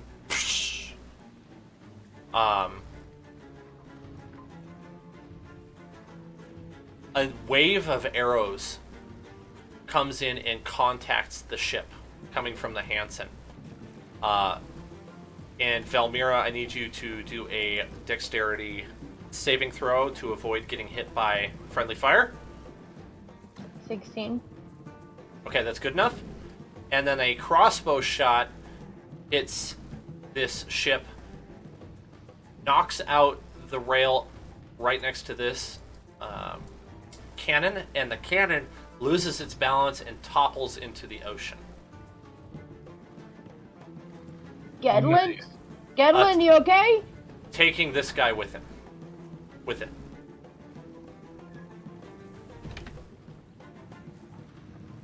How do you see like us talking across the battlefield? Like, is that something we should do within our turns, or I've always like thought I was that. like to do something like, hey, are you okay? Like, not I don't want to like strategize with them. Yeah, a non-strategy conversation-free action, as long as it's Okay, thank reasonable you. distance, and there's not a Oh, whole lot I'm of doing noise. just fine. Well, yeah, I'm trying to like yell. I just don't like. I'm doing just fine. Punch. Gets hit by a fist. Not afraid of these mooks. All right. So I know you're not afraid, but Listen, should be. listen. I'm not stuck here with them. They're stuck here with me. Top of the round. All right, top of the round. I am going to make 2 attacks against the guy holding me. Is that by any chance the same guy that I've been doing stuff with? That I've been attacking? Say that one more time so I can understand. Yeah, exactly. I want to what you take said. 2 attacks at the guy who's holding me, who's got me grappled. Uh huh. Is that the same guy that I've been attacking? No, it's any one of those other 3. Okay, then I'm going to attack the one that's trying to lock me. Actually, no.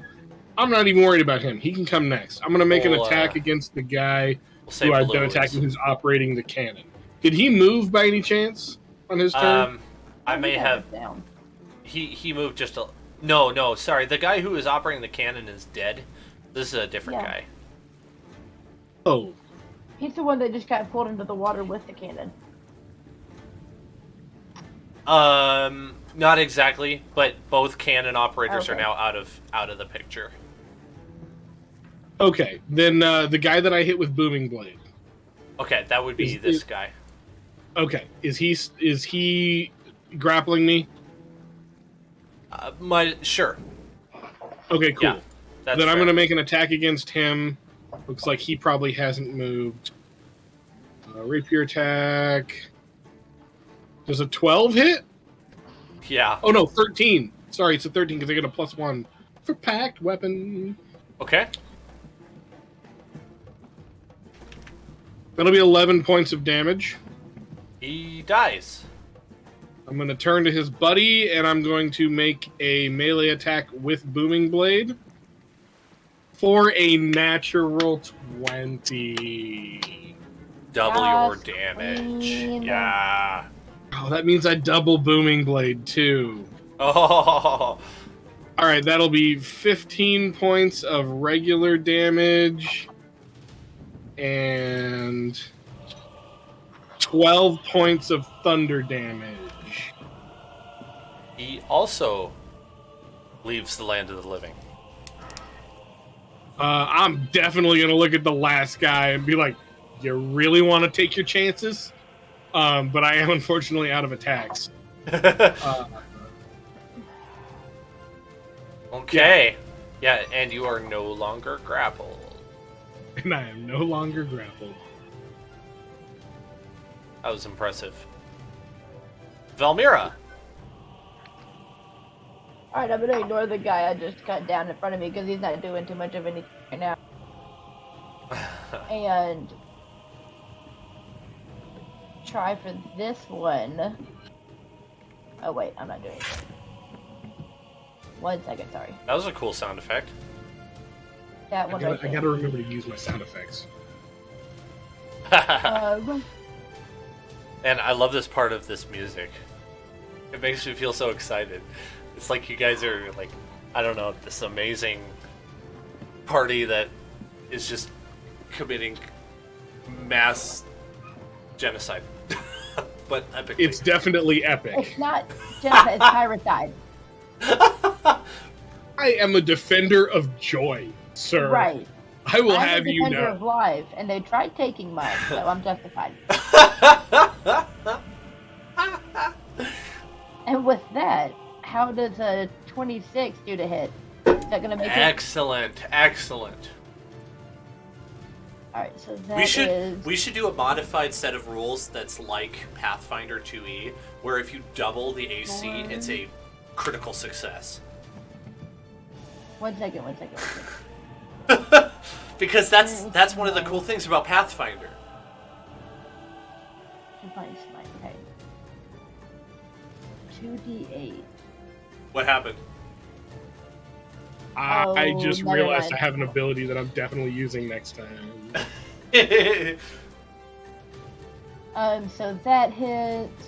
So then it was 9 and 8 points of slashing damage. That's 17 points overall.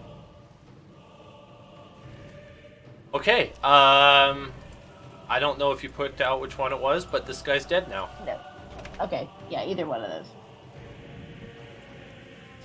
Oh no. Yeah. Okay. I was gonna try and take him out. Actually, I didn't want to take the one that was down for a reason. Oh, okay. Yeah, because if they're already down, then like they're not trying to fight me. Right. Okay. So yeah. Very good. Okay, 1 second here while I'm pulling up what I want to happen next. All right.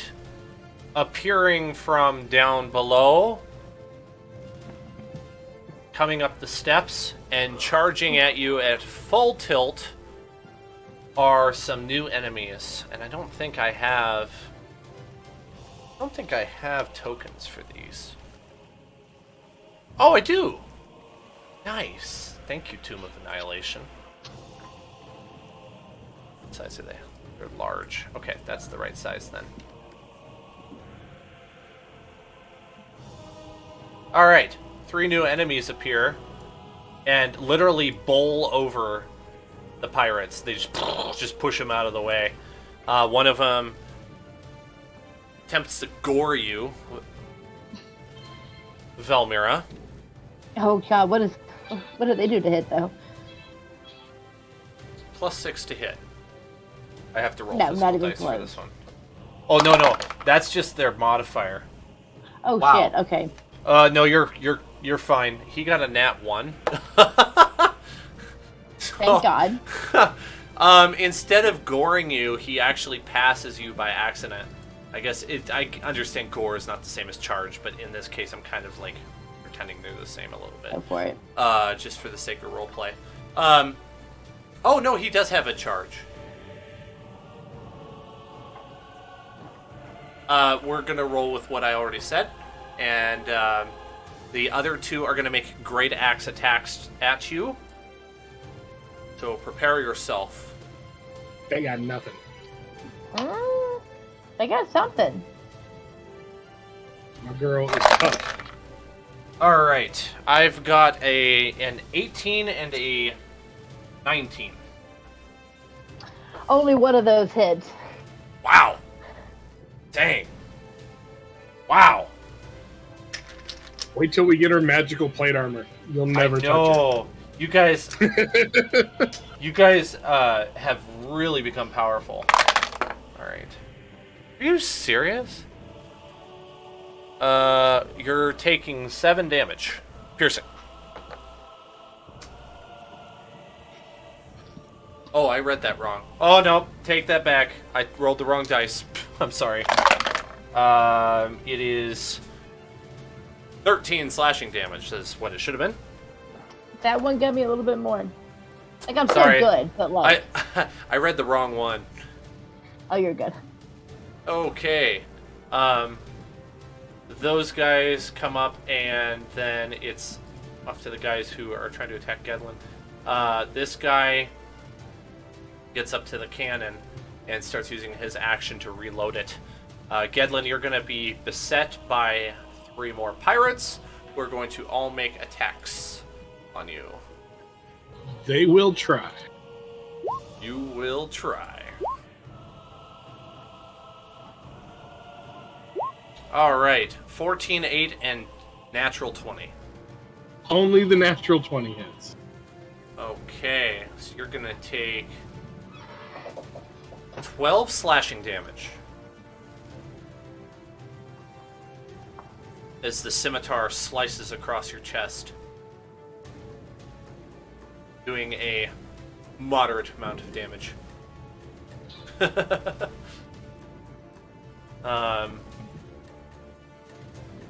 And then you hear a distinct shout from the tiller on the ship. Fire! And there are going to be some crossbow shots at you. 4, 5, 6. I believe both of us can, like, gain cover when we can use other people as cover. Because we're halflings and I'm still free massive things. So nice. Thank you, DM. Thank you for giving me these massive creatures. Well. Exact If it isn't the consequences of my own actions.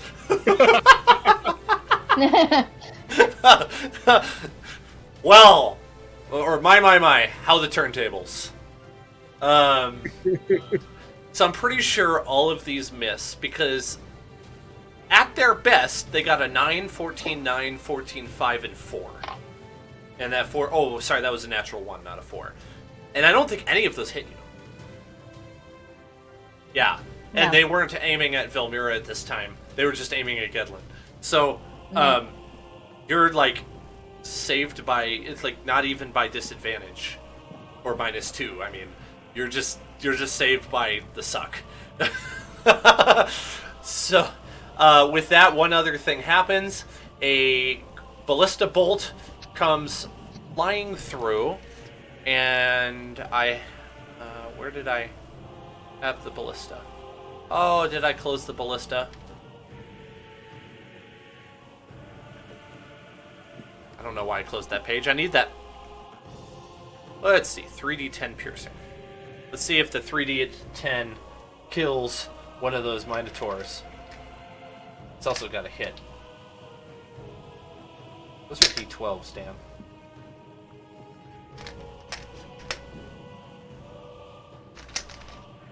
I about gave you a little bit of extra damage without thinking about it.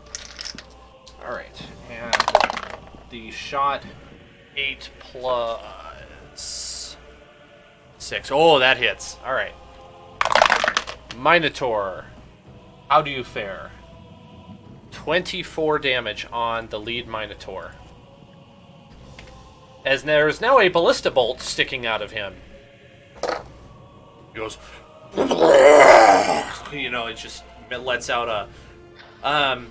kind of like a man roar combined with the great bellow of a angry and territorial bull.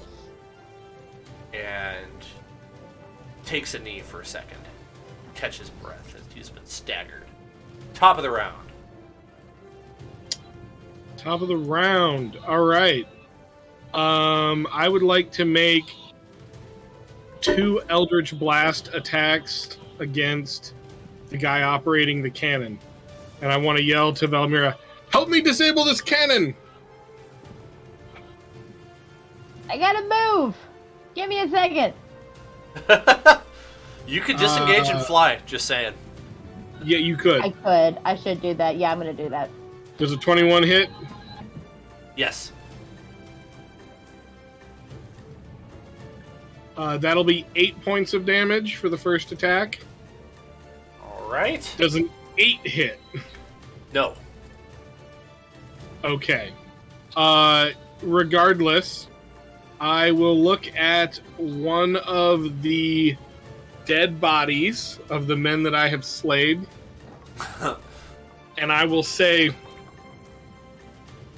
though you failed in life, perhaps you can redeem yourself in death. And I will bring him back to life with 3 hit points and tell him to attack his compatriots. All right, let's set a health bar for him that's distinguishing him from everybody else. 3 hit points? Yeah. Tell him. I don't know, tell him to kill the cannon operator.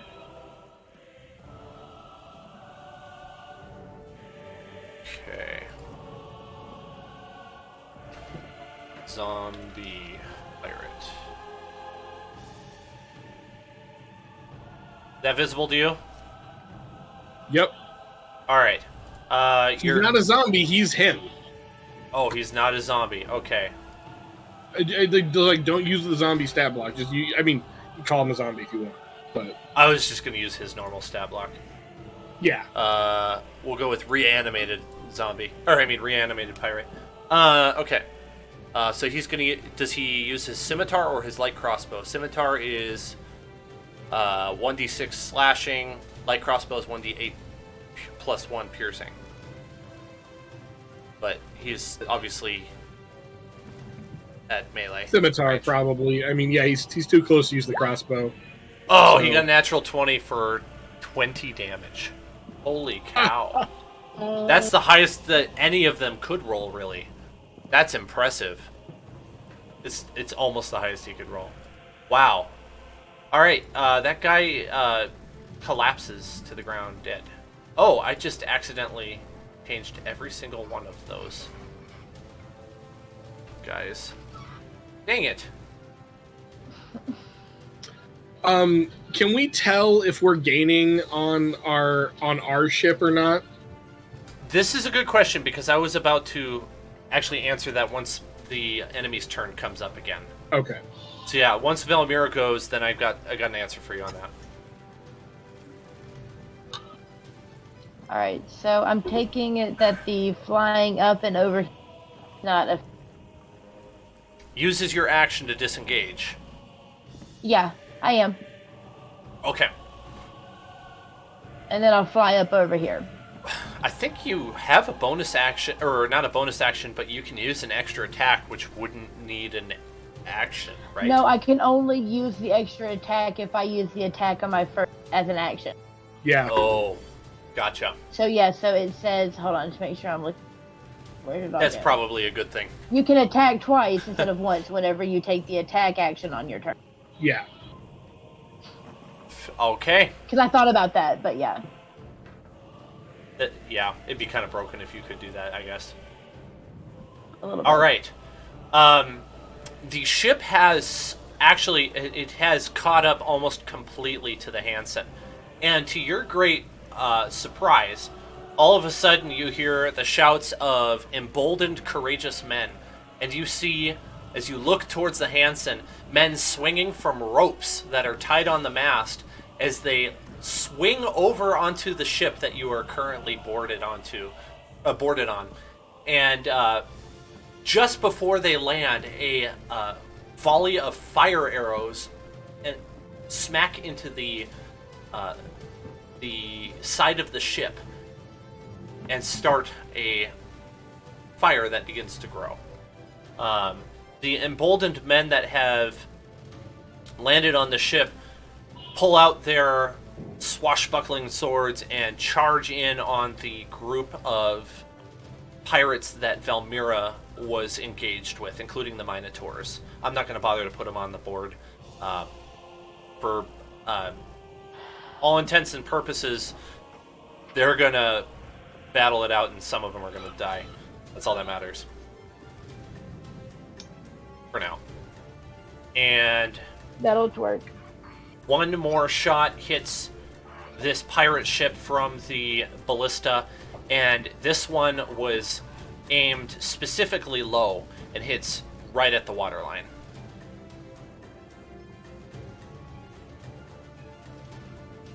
And top of the round. All right. I'm gonna take a couple swipes at the foolish fool standing in front of me.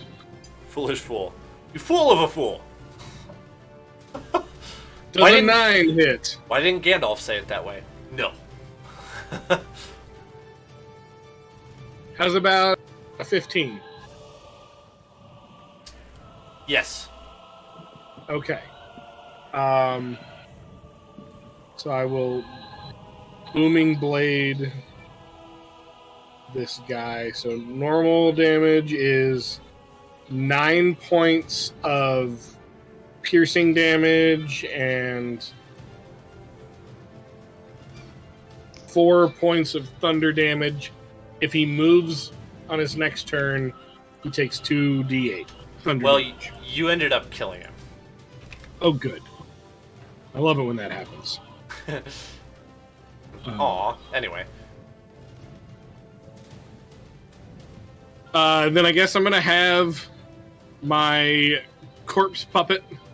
Which for some reason shows as dead, but he's not actually dead. Is going to attack the guy right in front of him.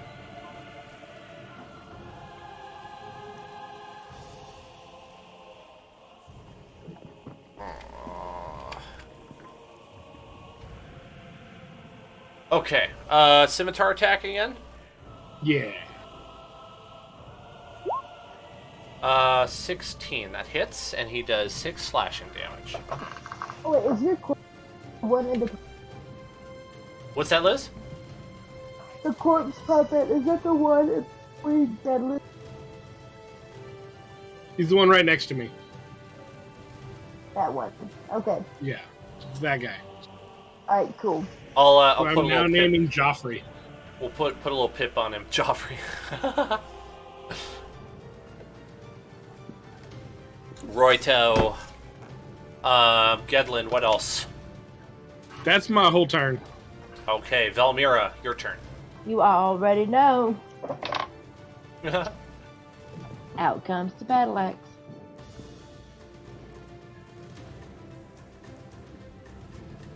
Are you gonna slice his head off? I'm gonna try to. Does a 15 let me do it? That hits. Oh, that would be an 18 actually. Either way. Okay, I forgot. There's something missing. Remember, and Okay. I know you do have a +3 to your proficiency bonus, and then you also have a +3 to saves. So I'm hoping those aren't Yep. getting confused. Okay. No. I actually have a +3 when I do the sacred weapon. Okay. Cool. Figured out I might as well check. 'Cause if we were doing till it lasts for, +6, that's right, that 1 would be minute. very That's why I keep frustrating. doing it multiple times. Okay. No. I'm only adding plus. It's essentially it's +9 overall because it's +6 and then +3 when I do the Channel of Divinity, and I got Holy 10 rounds to cow. do that in. Yeah, Wow. Dang. and then I can do that once every short rest. You guys have some serious power creep. This is what happens when I let Zach help me with this. He has a talent for this. Okay. So, okay, that's a 7 damage, and then I can attack again. Okay, which one are you attacking? Left or right? The one right in between me and Gedlin. Okay. So the one right next to me.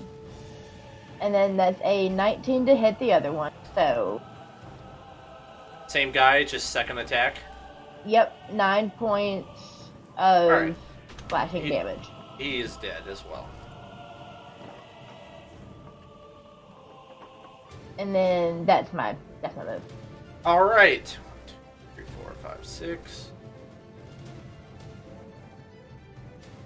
Belmira, if you're going to take cover, and if you can take cover, you're going to have to as a reaction. Wait, is it a reaction? Reaction, opportunity attack's the only one I have. But if I am within, okay, so, there's no one else around me. Oh, I can't take cover. It is what it is. Okay. If I was next to one, like, for say I was next to one of the Minotaurs, I could automatically have cover. That's called Halfling Nimbleness. Okay. I'm guessing a 22 hits. I'm not sure about a 16. The 22, unfortunately, yes. All right, you take 5 piercing damage as a crossbow bolt hits you. And I'm starting to feel it. And I'm like, I got in this fight, man.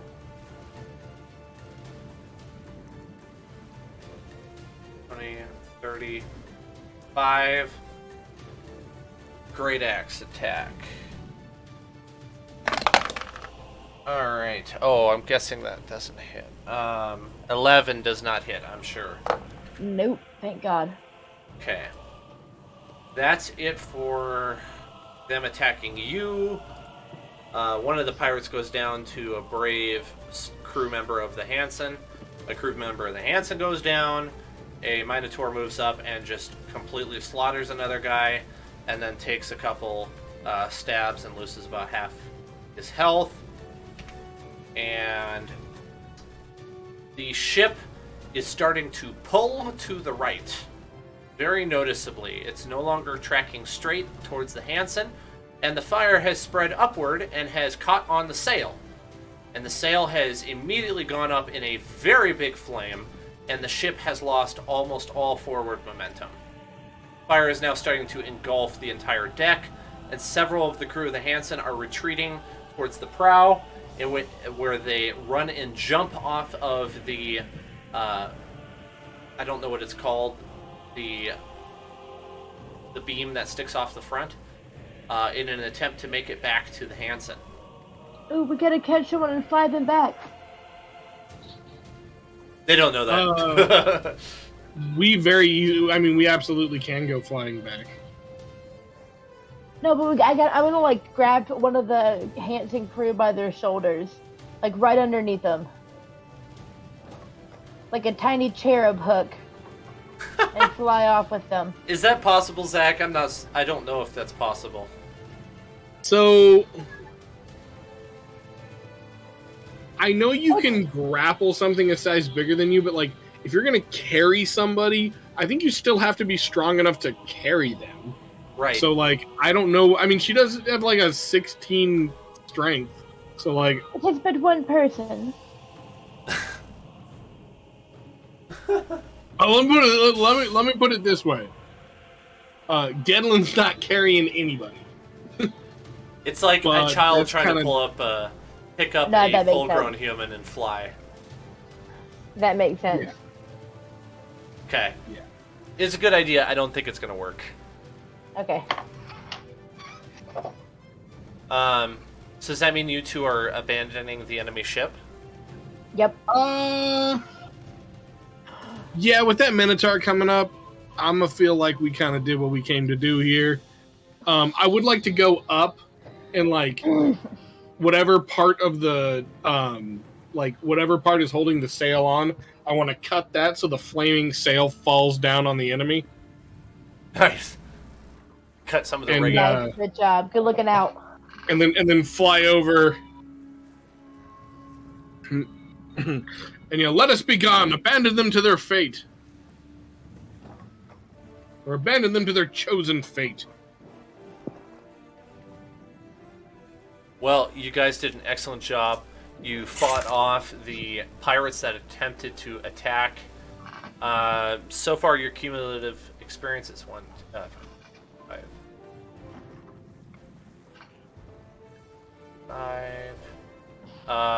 250 total so far, but that might not be all for the night. Okay, Royto.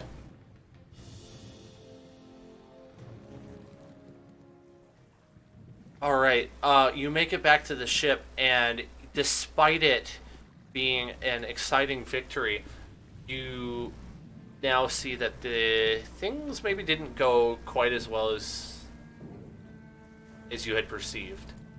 We're gonna have to port again. A good quarter of the crew, which was 30 people, but now you're down like 7 people, like down to 23. Oh God. Okay. Crew They members. said down to 7 people. Oh no. You're down to 23 people, which leaves you shorthanded for operating the ship, which is damaged. There is a sizable hole through the captain's quarters, and part of the deck is broken. One of the ballistae took a sizable hit near the end of the battle, and is no longer even, like, there's not even enough material to fix it. It's so much is missing.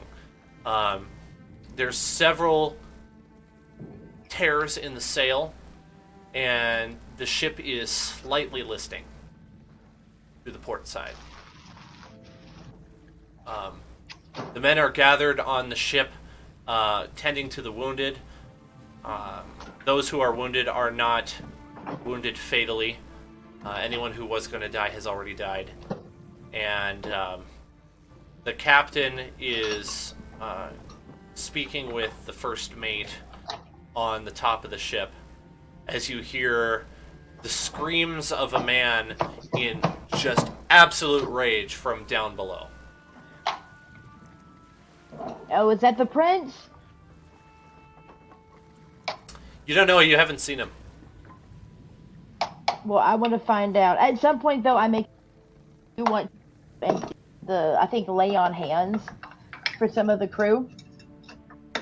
As you I do can that, restore up to so many. yeah, they come back and they are very grateful for the assistance. I'm going to convert the ship back to yours, back to the Hanson now. Okay. Okay. Whoa! Now I mean to get rid of the background.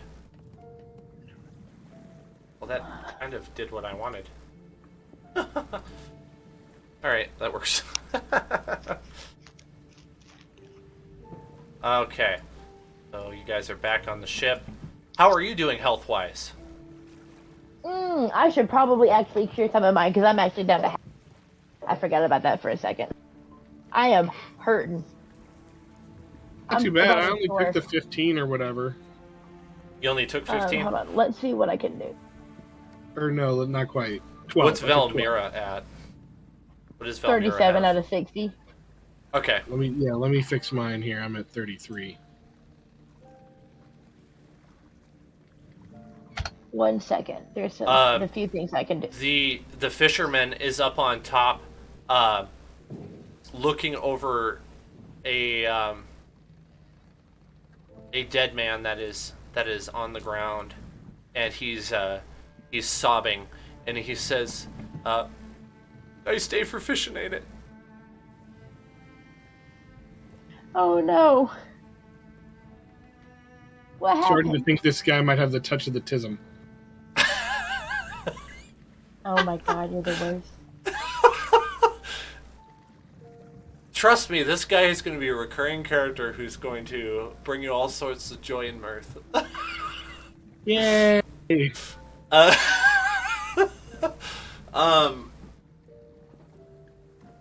the one man walks past him and it's like, Balin, get up! And gets him out of there and takes him down below deck. I want to, all the wounded people, I want to, let's say 5 hit points with lay on hands. So how many wounded are there? 4. One of them superficial. Okay, so that would be 20 hit points. I can do that. I'm going to give them all 5 points. You're able to bring the 3 more severely wounded people back to full restoration, and the other guy is just going to have to deal with his flesh wound. Okay, cool. And then I'm going to do cast Cure Wounds.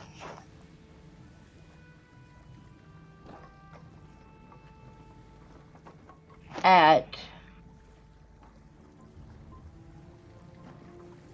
first level on myself, so I can get back 17 hit points. The man in the crow's nest yells ahoy and points towards the burning pirate ship in the distance, which seems to have come to a complete stop and is facing the wrong direction. The sail is almost completely burnt out. There's only a little bit of tattered sail left, and it is definitely listing very seriously at this point. And the few remaining crew member on that ship, are bailing rapidly and trying to set out the fire. You are now pulling away from them at a swift pace, and you leave them in your wake, quite literally. I was going to say the dust, but that's kind of the opposite, isn't it? We left you in the dust and the water. I was going to say dust, and then I changed it to wake. But wake works perfectly, yes. Wake was better. And it is now roughly midnight. As you are sailing in a somewhat damaged ship. You still have your correct heading, though. I don't know how much help I can be. But I would offer to help with repairing the ship. If The crew not member, right away, then at least when I wake up. Like, is there anything that I can do to help? I can fly for 10 minutes. the crew say, there's really not much you can do here, halfling. We appreciate the offer, but it's best you get yourself below decks. We'll handle it. With that, I will retire to my hammock. Same. All right. After a roller coaster of a night, you wake up the next morning, and this is now. Did I say? I believe, if I'm remembering right, this is now making this day 3, and you. Go ahead. Can I assume that I regained the 6 hit points I need to be back at max? Yes. With sleeping, I think that's reasonable. Yeah, we can do a long rest, right? Yeah. Thank you. Yep. Alright. Restore all of your spell slots. That sort of thing. Let's see here. Look at this map. Yeah, there we go. Oh, I got all this stuff back. All right. I'm going to reveal somewhere, or reveal a little bit more of the area you've just traveled. We've now made it this far.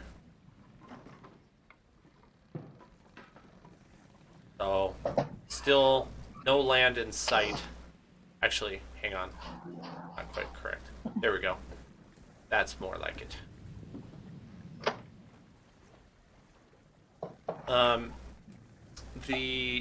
One of the crew member who's at the tiller is talking with the first mate. He says, if we make good time, we'll pass the mountain within the day. First mate pats him on the shoulder and says, "Good work, man." And heads below deck. What do you guys want to do? Do you have anything in particular you want to do, or are you just going to Ooh, wait what it is out? the mountain? There we go. Gonna ask anyone in particular? Yeah, I want to ask the people who are working up top. Someone who looks like they're on their break. Like, I'm not trying to win, but... Anyways, I'll probably be spending time up deck just because I heard there's, like, something to see, and I'll see... I love Okay. mountains. Yeah, one of the men says, the mountain, Skadurak. It is a place that we must pass, but we unfortunately do not wish to pass. It's just part of the journey. It's just very dangerous. Very, very dangerous. We will give it a wide berth on our trip to Mintarn. What makes it so treacherous? You must be new to this area. Have you not heard of it? New. Kadurak. Should I have heard of it? Have you not heard of the great dragon? Undar? Yes, you're right. I have. I don't know. Should I have? I don't know if you would have with your backstory, but Okay. he says, Undar dwells there. It's very. Let's just say you don't want to see him or hear him. Well, I don't want to see any dragon. I don't think. I've heard there are good dragons. Well, for the most part, he doesn't leave. But it's said that if there are pirates, that he will destroy them when they make their way towards Mintar. Hopefully, he doesn't confuse us for the pirates we just took out. Well, he is a very wise dragon for being evil. At least that's what I've At heard. least he's got something going for him. Yes. Nevertheless, still has most of the crew concerned. Yeah. Probably should keep a wide berth. Yes. Can we still see the mountain though? Yes, absolutely. We should be able to see it for many miles. In That's fact, cool. I wouldn't be surprised if very soon we see the plume of smoke coming off of it. It is a volcano.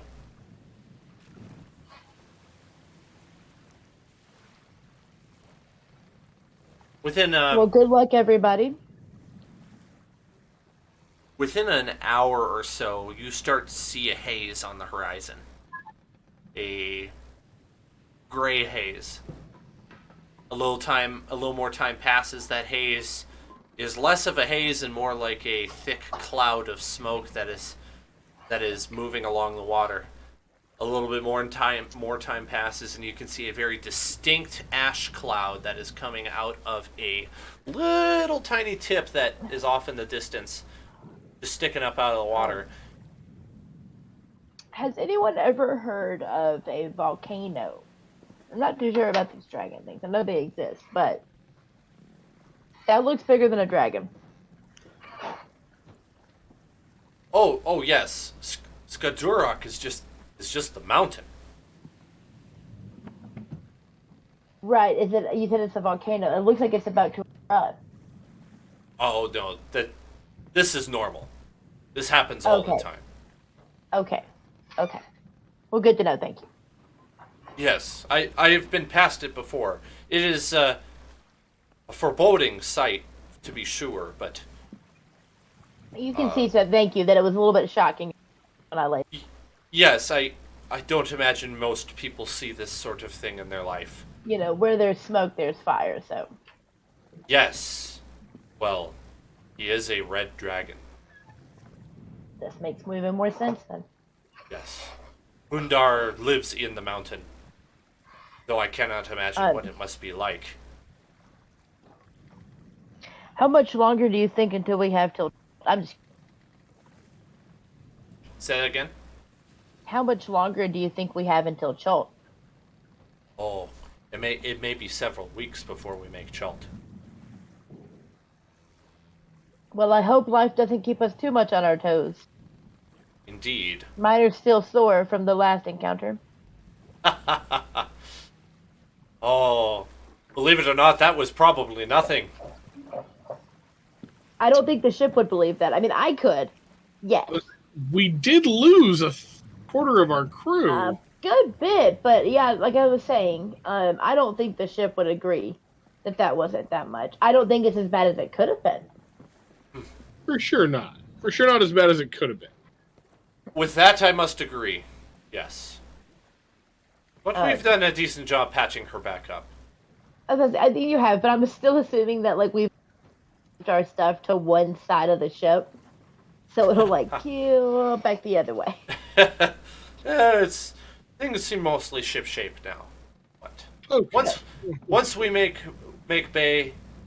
port in Whitefish Bay, we'll make the necessary repairs there, or perhaps Mintarn. We'll see how it goes.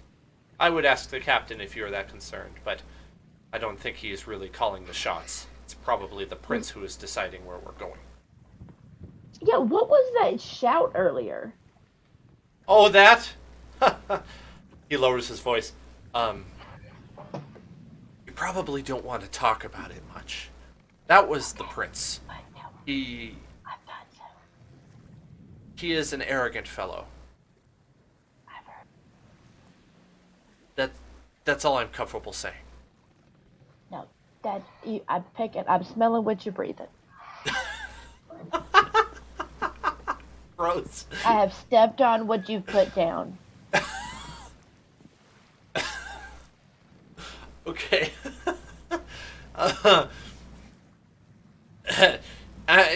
During this conversation, you have made a very wide berth around the island of Skadurok, and there have been no visible dragons in sight as you passed by, and it would be a lie to say that there was not a collective sigh of relief from the entire crew as the volcanic mountain disappeared into the distance behind you. And shortly thereafter, you see a bigger island appear in front of you. Not bigger as in taller, just wider. And the man in the crow's nest yells, "Land ho! Mintarn in sight!" Then you hear a call of the crew to the deck by the first mate. And he says, "Crew, we are to make port at Mintarn. We will begin repairs on the Hanson. We will resupply." And he gives them a little bit more of a speech on what's going to happen and stuff, but it's kind of lost on you guys, not being really sailors and stuff. But you collect that there's probably going to be some new crew members hired there if possible. And then you hear a little bit of scuttlebutt go around, particularly that you should be exceptionally careful in Mintarn because it is known to be a very lawless town full of robbers, thieves, pickpocketers, and swindlers. That you should keep an eye on your coin purse or else it might grow legs and walk away. Well, can't have that. Quick question. Just because I've heard of this happening before. Are there any shakedowns that are likely to occur or guards that are on the payroll of pirates or some such thing? I just, again, new to this place. I just have a feeling, you know? I just, I've heard stories. Specifically of an elf from the Fae who maybe got his life snuffed out. I did hear a story about that. Valmir is that. You hear an authoritative response that says, "No, that's not how Mintarn operates. It's a completely lawless place. This is a safe port and harbor for anybody who of any criminal status or lack thereof. You just watch your backs. Then no one's going to watch them for you." Okay. Thank you. If you're picturing like a fiction reference, this is very much like Tortuga. Jahaka was kind of like Tortuga, but it was more like organized crime. This place is just chaotic crime. Gotcha. Yeah. Gotcha. Before long, it doesn't take very long, and they make port, and it is late afternoon. And you have the opportunity to leave the ship if you so desire. I find my friend. Rolled around. Yeah, find my friend. Yeah, and what do you think? Should we go ashore? And not get cabin fever? Yes. Yeah, I think that's probably a good idea too. To go ashore? Go ashore. Okay. Let me pull up what I need here. Let's see.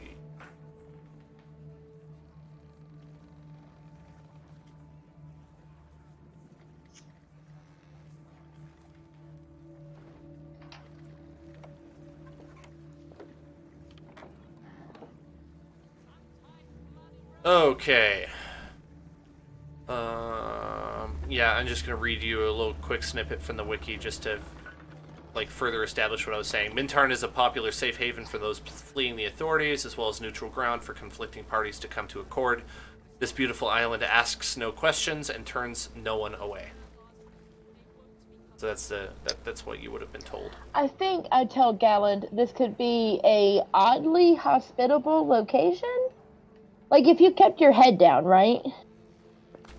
Right. And played it cool, I think it would be surprisingly a surprising lack of trouble. I feel like. Listen, Not I saying can that I play want it cool. But I'm just saying, like, observation I've had about this. I think I could like it here. Like, I probably should walk around in less armor, but we're not staying that. Just I pull think it it's out. a good idea to stay in the armor. Yeah, you think so? Okay. I think so. It does add like a sense of air to me, doesn't it? Mm-hmm.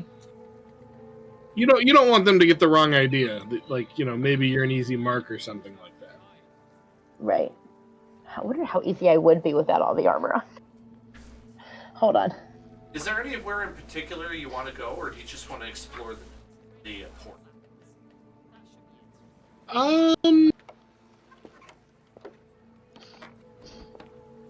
Yeah, I'm on an adventure, so I definitely want to explore the town, kind of see what there is to see. Maybe get in a rumble. Maybe not. Okay. I want to Preferably try not. their alcohol too. Yeah, yeah. I'm gonna. This is a pirate. This is a free port. There's got to be a market somewhere that has like exotic spices or something. I'd like to go I'm check that out. gonna look at Gallon and be like, "Look, man, all meat aside, I'm going for the rum. Like in this place, I'm going for the rum." As you're walking along through the streets, you see a big sign, that is advertising an establishment that is named the Dream Archive. And it's quite flamboyant in its appearance, the sign is. And then you also see several taverns. There's multiple taverns, obviously. Pirate town, it must have multiple. There is a somewhat rundown blacksmith shop, and then there is just sort of like a general shop and a trinket store.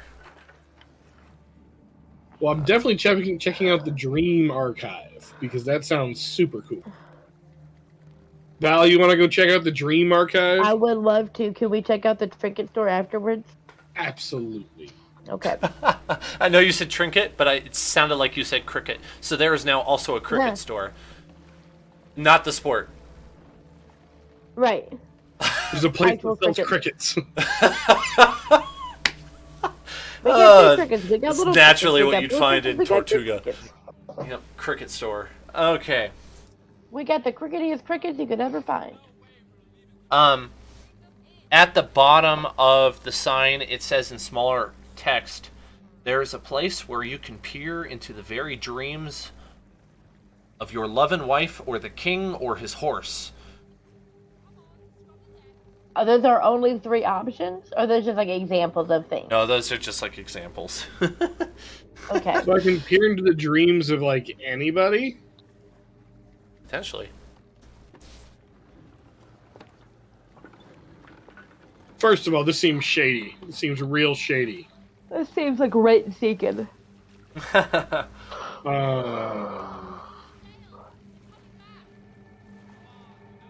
Okay, it takes you a while to find it, just because there were no directions or anything. You end up walking through a lot of Mintarn before you finally, like, just by accident, stumble across this place that's looks kind of decrepit. It's hidden in like the darker recesses of this urban landscape. And as you walk up to this sanctum, you see the sign above the door that says the Dream Archive, and there are two wooden doors in front of you. Yeah, okay, so right then, as soon as we get close, like, to the door, I'm going to cast Zone of Truth. This lasts for 10 minutes.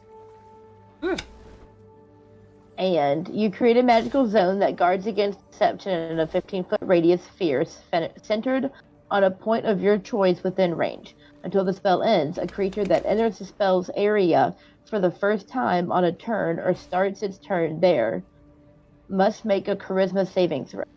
On a failed save, a creature can't speak a deliberate lie while in the radius. You know whether each creature succeeds or fails on its savings. Okay. All right, perfect. Well, right as you right as you walk up to the door and you do that, you haven't even touched the door or even like made any noticeable noise or movements really. But the doors swing open on their creaky hinges,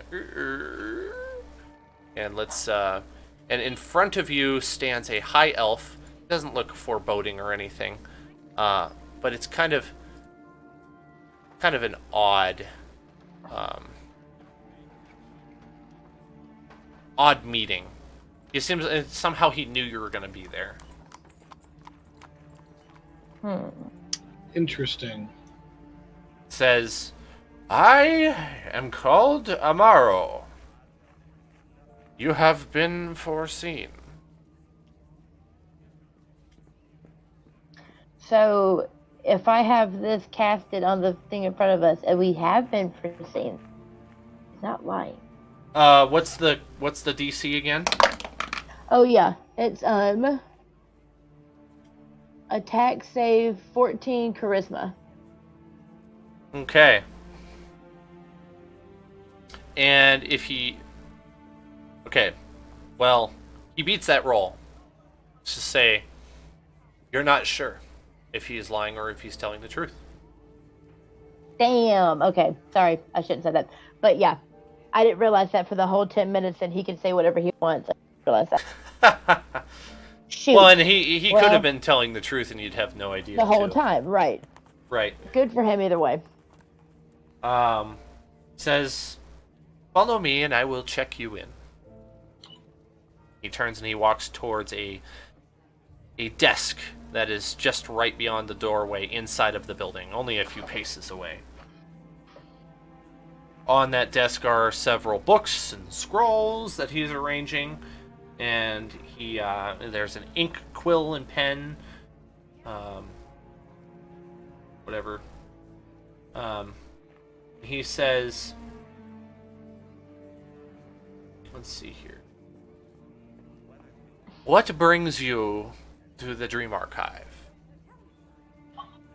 Curiosity. It is said that curiosity has killed many things. Anything in specific you are curious about?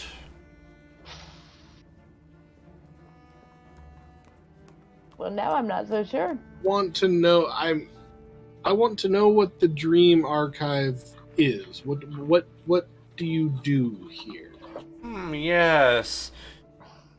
The Dream Archive is a library of very vivid and real dreams. Ones that have been held by anyone. So, can you use this? Can you just peer into anyone's dreams? Like, could I say, look into the dreams of my father? Or do I have to look at dreams you already have?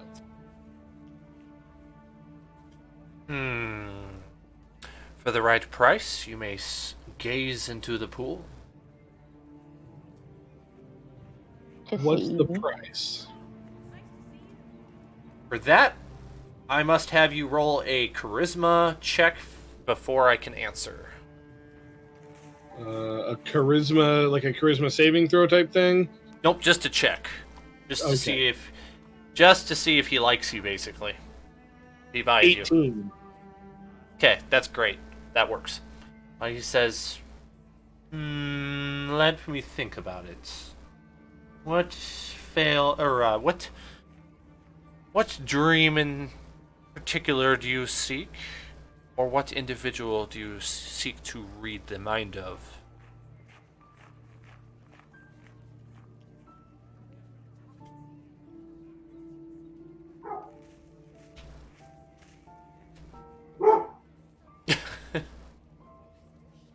Duncan's mind. Yeah. I don't actually have anybody that I would want to look into the mind of. Just thinking it's too early in the campaign.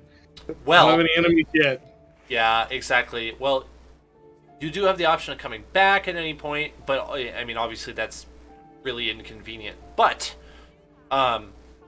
let's go over a little bit of the established knowledge that you have from Artist Ember talking to Valmira, because I would assume she's probably shared some of this with you if you two of you are going to stick together. You know that you are on the way to Chult to seek to end the death curse, and the previous party had discovered that the death curse was originated in Omu, and that Rosnisi rules Omu. So there's one big bad if you want to try a name. You want to try Rosnisi. And then I know who I would look in. Okay. That is good. Go ahead, sorry. I think that's probably the only thing that artists would have been able to tell you about, is that Rosnisi is definitely involved. Thinking, yeah, okay. So the other thing is, what I have here does not actually require that the person be living or dead in either state. Ooh. That changes things. Okay. That changes things. In that case, I would like to look into the dreams of my uncle, who was the wielder before me, who died and then I became the wielder. Oh, okay. How do I... Okay. Oh, boy. This might be difficult for me, just because I don't know your uncle's backstory, but... I just made him up on the spot. Yes, I think that's totally doable. Okay, let me check something real fast.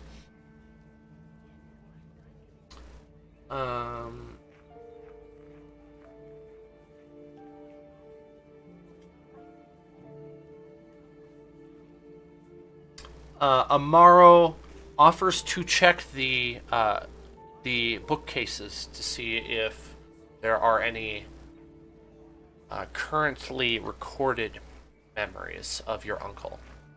He would need a name, and I don't need a specific name, but you could just say, it's like in character, tell him what the name is, and we'll go search. There's no guarantee. Okay. Rendir Hearthmaster. Okay. Please wait here in the front while I check. And he disappears back into the recesses of this sanctum for a good 45 minutes. And you don't see it. You don't see him, you don't hear him, apart from the occasional very subtle sound of a book being opened and closed in the distance. And then at one point you hear a sneeze. Achoo! And he ends up coming back, and he's kind of like a little bit more dusty than he was before. And he says, I do not find any dreams by that name. No, I have searched all of the records by name. Were there any dreams for any Hearthmasters? Hearthmaster. There was one. He goes back and he takes another couple minutes.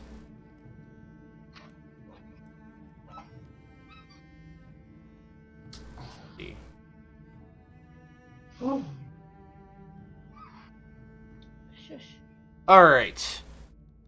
He comes back and he says, there is a meaningless dream here. By meaningless, I do mean so. I've read many a dream archive, and this one is not interesting. It speaks of a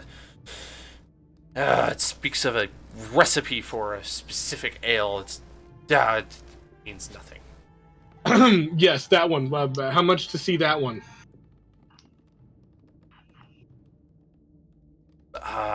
4 copper. I don't care. As fast as I can. 4 copper. Go just throw the money in his face, like, take it! I want to see it! Take my money. He hands you a recipe for an ale that looks a little peculiar to you, but your intuition says like this actually could turn out pretty nicely if it was Take if it was notes, done Golden. right. Yeah, if this was, you know, my family's been in this business for a long time. If this was a lost recipe, there would be so many happy people back home. And he's gonna like take care to like make sure it like goes inside like a leather-bound oil book that it's like pressed in the pages, so it's like this is not going anywhere. He like puts it back in his backpack. Like, I'm I taking feel like care this of meat this. is gonna be called Uncle's Lost Stuff. Okay, Right. and so he offers you. Lost Uncle blend. He offers for you to peer into the dream pool yourself to look for your uncle's dream. And in which case, I actually have a table that will roll on, and it will give you an answer for what your dream Okay, is. yeah, let's do that. Okay. Get to roll my D100 again. Woohoo! So the... let me check what the price is for looking in the dream pool. It's not like too expensive.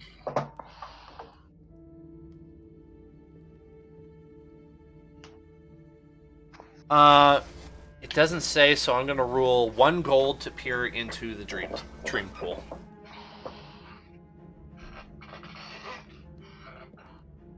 Is that too much? hang on. I'm maybe too much to like peek on my predecessor's dream, but something. Do you have any famous cooks or sommeliers, winemakers, mead makers? Any well-known recipe? And anywhere I can get a particularly good recipe, particularly difficult or rare recipe. I have heard of one. It goes by the name Jack Daniels.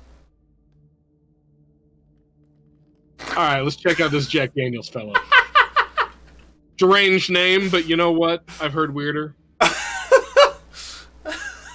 What am I supposed to do?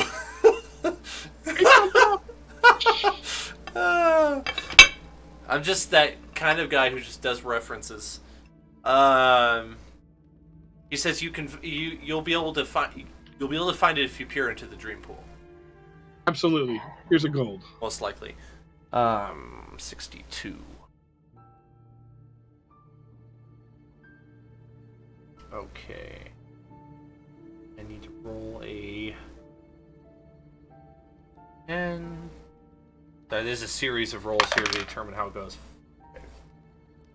Okay, a dream is revealed. The player sees a vision of the most recent dream of the person they named as part of this ritual. The vision is subject to GM discretion. Okay.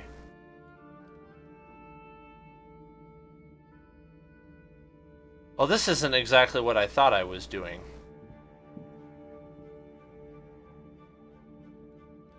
This might be slightly disappointing. But that's kind of how it goes. There's a dream that the... I think I want to refund your gold because this is stupid. Okay, keep your gold. It says that the latest dream is of Jack Daniels suffering through their 3rd day in a harpy's nest. Whatever that means. This is a weird dream table. I thought this was going to be more interesting. I'm going to roll again and give you a different answer. This is from one of the books I bought. It's supposed to have a bunch of NPCs and stuff in it. This is one of the buildings, one of the establishments.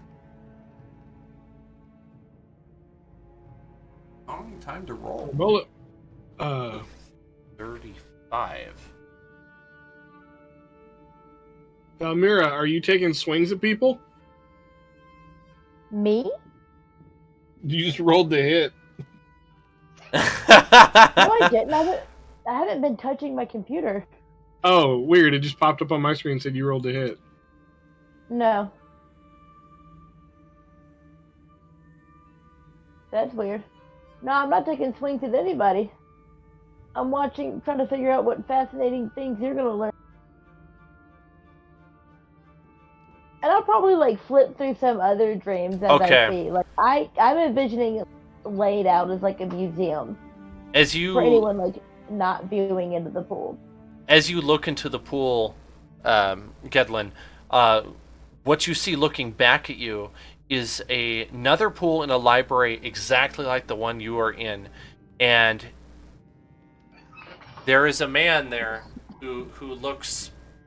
I mean, he's just your average human. He's looking into the pool with eyes opened wide, and he says your name.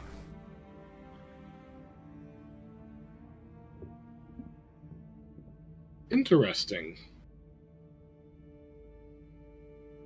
Twilight Zone. Na, na, na, na, na, na.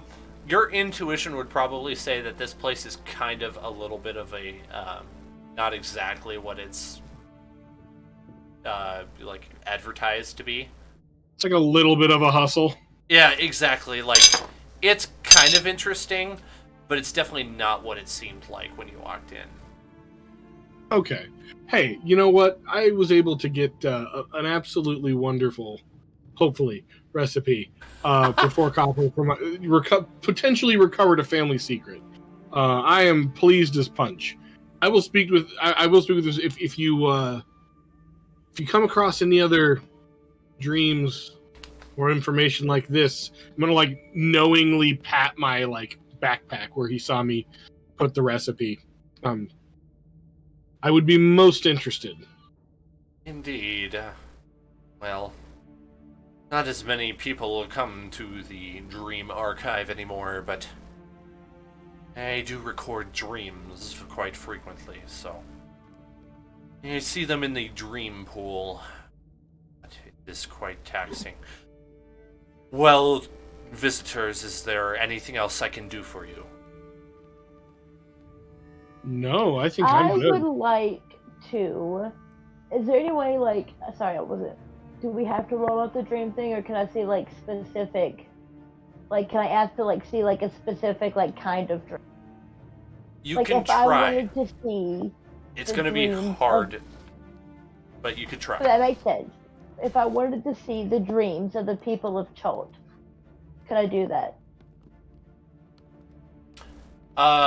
You can see like a specific person or like everybody. Like, what are you? What if I knew about this curse thing, right? This death curse, and I wanted to see the dreams of those affected by it? Yes. Yes. Well, you're welcome to peer into the pool. You may find something there. How do I peer into the pool? Is it a check? No. You look I into put it and I'll my just tell you what you see. Nose down in the pensieve. It's kind of like the pool that Frodo looks into. Okay, I was thinking Harry Potter when he falls into the dreams. The Palantir, The pensieve. Pensies, Palantirs.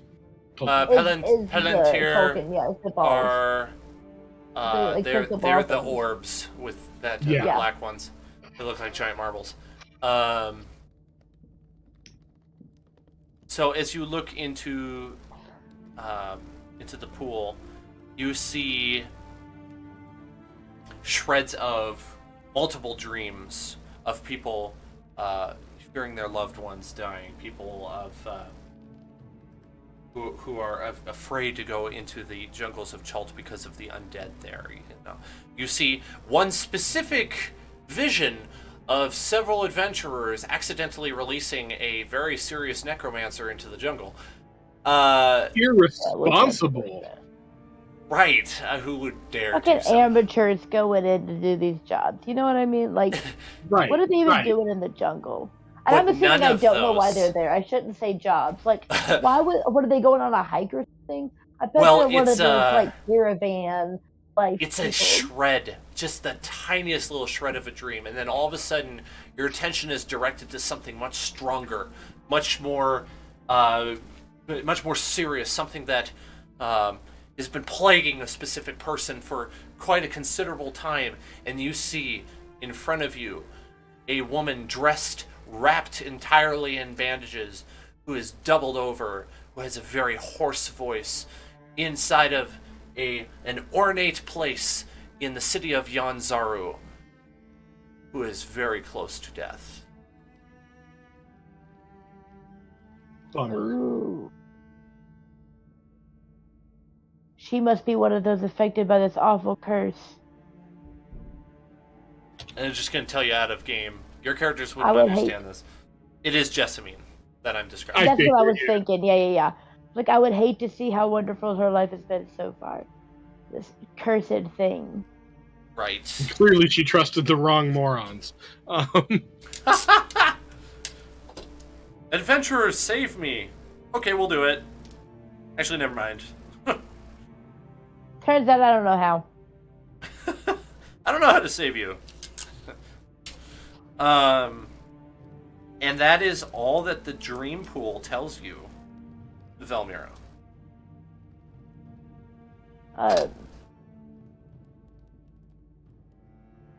I fear that this curse has spread further than I thought it had. Or it will soon be advancing. Amaro says, I do not believe the pool can reveal any more to you.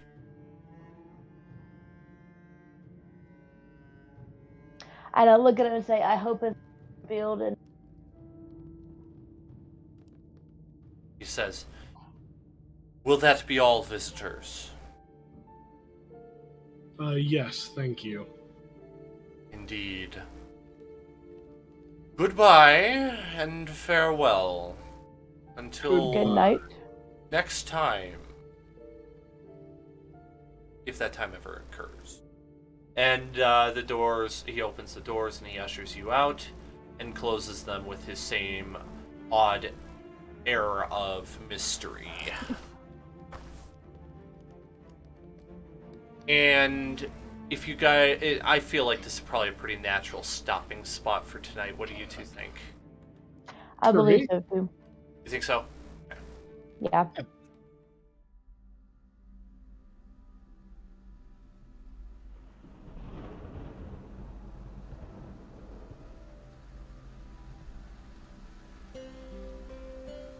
I'm happy to hear that.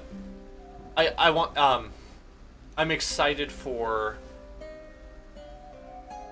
Wait a second, I have to adjust something.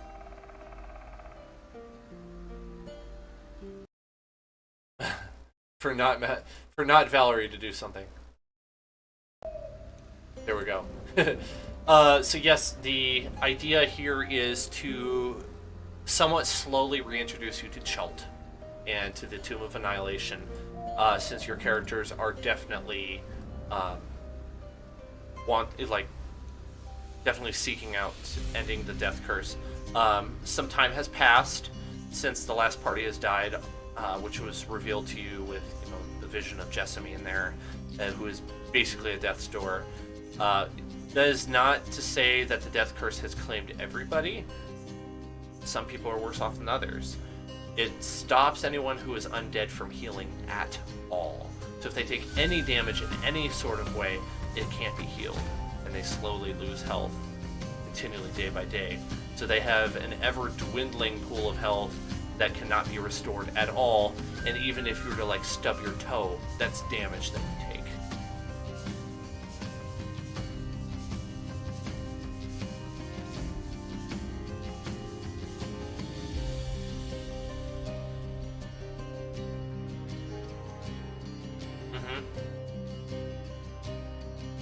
Right, and to be fair, I probably should have remembered that and not let you reanimate that pirate. Now I think about it.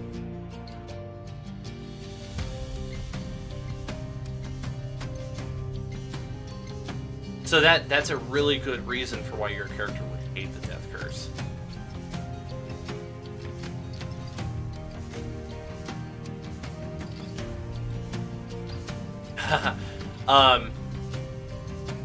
Oh, I guess I was going to say something, but I can't tell you that because...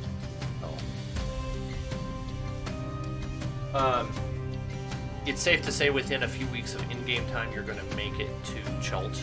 And I have you set to arrive...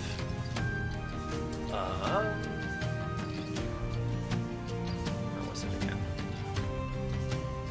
Their course has them ending actually just south of Chult, because Chult is actually a peninsula. In the province of Thindol, in Narubel, which is only a few miles from the Luo Peaks. So I'm going to share screen that you can see what I'm talking about.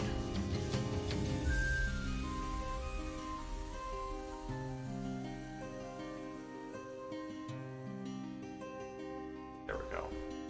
Wait. Not share. Yeah. Okay. Let me know when you can see what I have on my screen.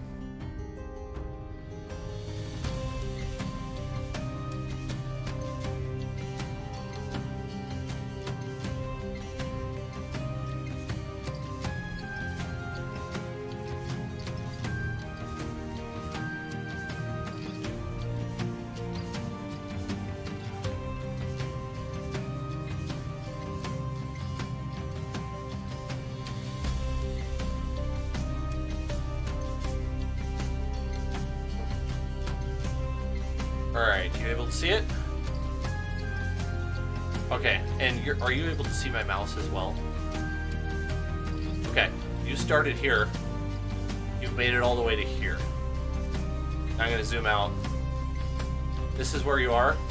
This is Chult. So you've traveled maybe a fifth of the distance in this session. No, not a fifth. More like an eighth, actually. So you've got to kind of snake through. And then you get down to Thindol. And then Thindol, you're going to Narubel is where you're going to port. Omu is right over here. It's actually bringing you... Omu is over here. And you would know from Artist Simber, right. So it takes you through a different part of Chult than you've been in before, south and east of where you've been, which I think is a good thing because it allows you an opportunity to explore a different area, and then you don't have to like obviously it could be fun to go through where you've been before, but I think it's less fun than the alternative. You're welcome to change the mind of the prince if you want. He could easily be convinced to try to go to a different port, but he's got his mind set on going to Narubel, which is jungle. Sure. Let's see, right here.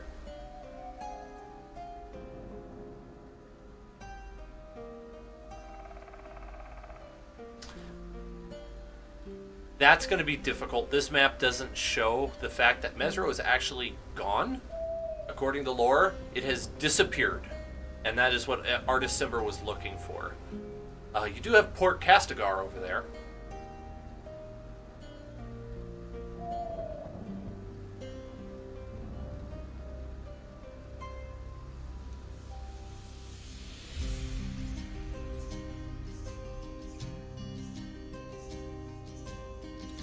Right. You also have an option. You could go all the way around Chult into the Bay of Boars and port at Shilku, and then just head east a few days and get to Omu.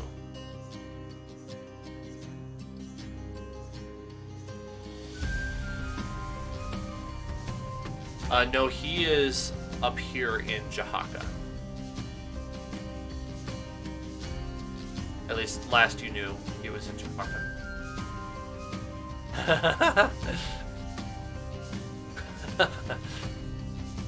So, yeah.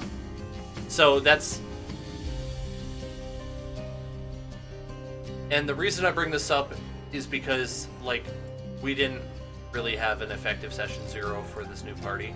So I figured I would start you off on an ocean journey because that allows options for you to change your path, and it's not set in stone. So if you want to go to Shilku or Port Castigar or something, that works just fine.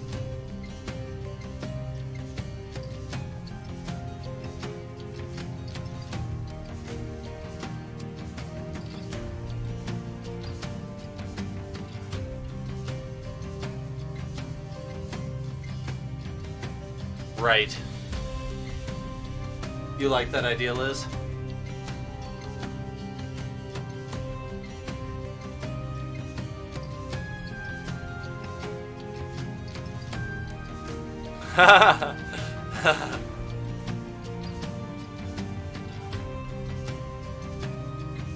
Oh, thank you for reminding me. Okay, so I'm going to tack on a little extra for being cool heroes, and 175 apiece. So it's not a ton, but you only fought really like bandits. So it was, yeah. You'll get your chance for more XP for sure. So that is the first session of what I'm now calling Dan's Adventures in Toril, because you're going to be going through plenty of areas, including multiple provinces, in order to get to Chult originally. So right now, you are in Moonshay, which is kind of cool. You're in the Moonshay Isles. And you're gonna go through. What's it? I need to pull up my pictures here. You're gonna go through Mintarn. You're gonna go to the Whitefish Bay, and then I called. What was that? Oh, I should zoom in on these so you can see. I'm sorry. Whitefish Bay to specifically Caladir, then to Landrian, which is just south of that. This is what the charts of the captain would have said. And then to Skaug, which is right here. Just a little hop, skip, and a jump. This one's because there was a rumor that there was something that the prince wanted. There's a little bit of an adventure there. Then Emisor, same deal as Skaug. There's something that he wants to do while he's here. You're welcome to take part or not. And then Dordentor, again, another thing he wants to investigate. The Singing Rocks, it's going to take you past the Singing Rocks, past the Dawn Warrior, and then Port Castigar.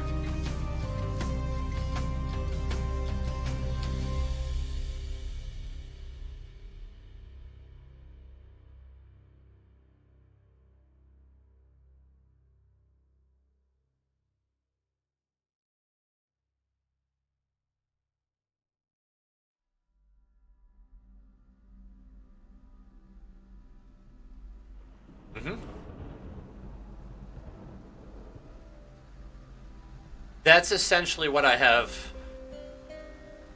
Yeah, that's essentially what I have lined up, because I figured it would be fun for you guys to try out some other areas, like not always be in the jungle of Chult. You know, like, oh, let's try a different environment. And like, if you were further north, you probably would have gotten a little bit of like icy areas, but we're not up there, so you're gonna get more of like the coastal, tropical type of environment for most of this. It's gonna be very much like the D&D version of hopefully like Pirates of the Caribbean type of fun. Awesome. I'm looking forward to it. And I have tons of material on how to run these adventures. Like, if we really wanted to, which we're probably not, I have a complete and detailed, very thorough rule set for ship-on-ship warfare. We did not use any of it today. We went with very simple, just to see how it went. And plus, frankly, I haven't had the time to read through that rule set on how the ship-to-ship works. But if we wanted to do that, and you guys owned a ship, I have amazing rules for it, and it would work for airships too. And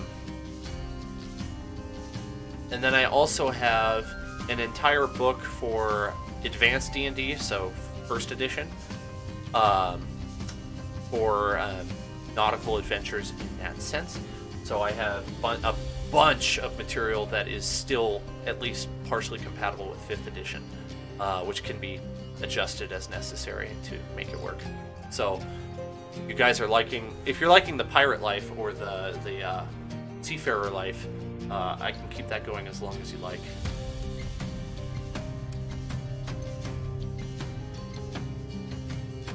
Today was my first ever attempt at doing nautical stuff, and I feel like it went pretty decently.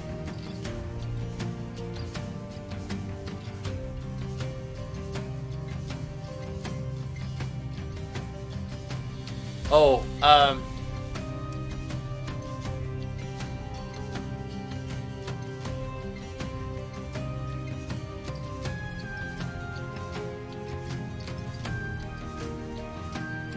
oh, yep. I noticed that as well. It's like that by default. If you go to manage and then you manage your character in levels, you then go to. It's not loading for me.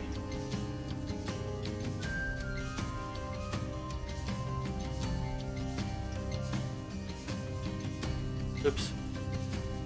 Crap. Oh, there's Gedlin showing up on the campaign. Awesome. Oh, if you want to supply pictures for your characters, okay, good. If you want to give me pictures for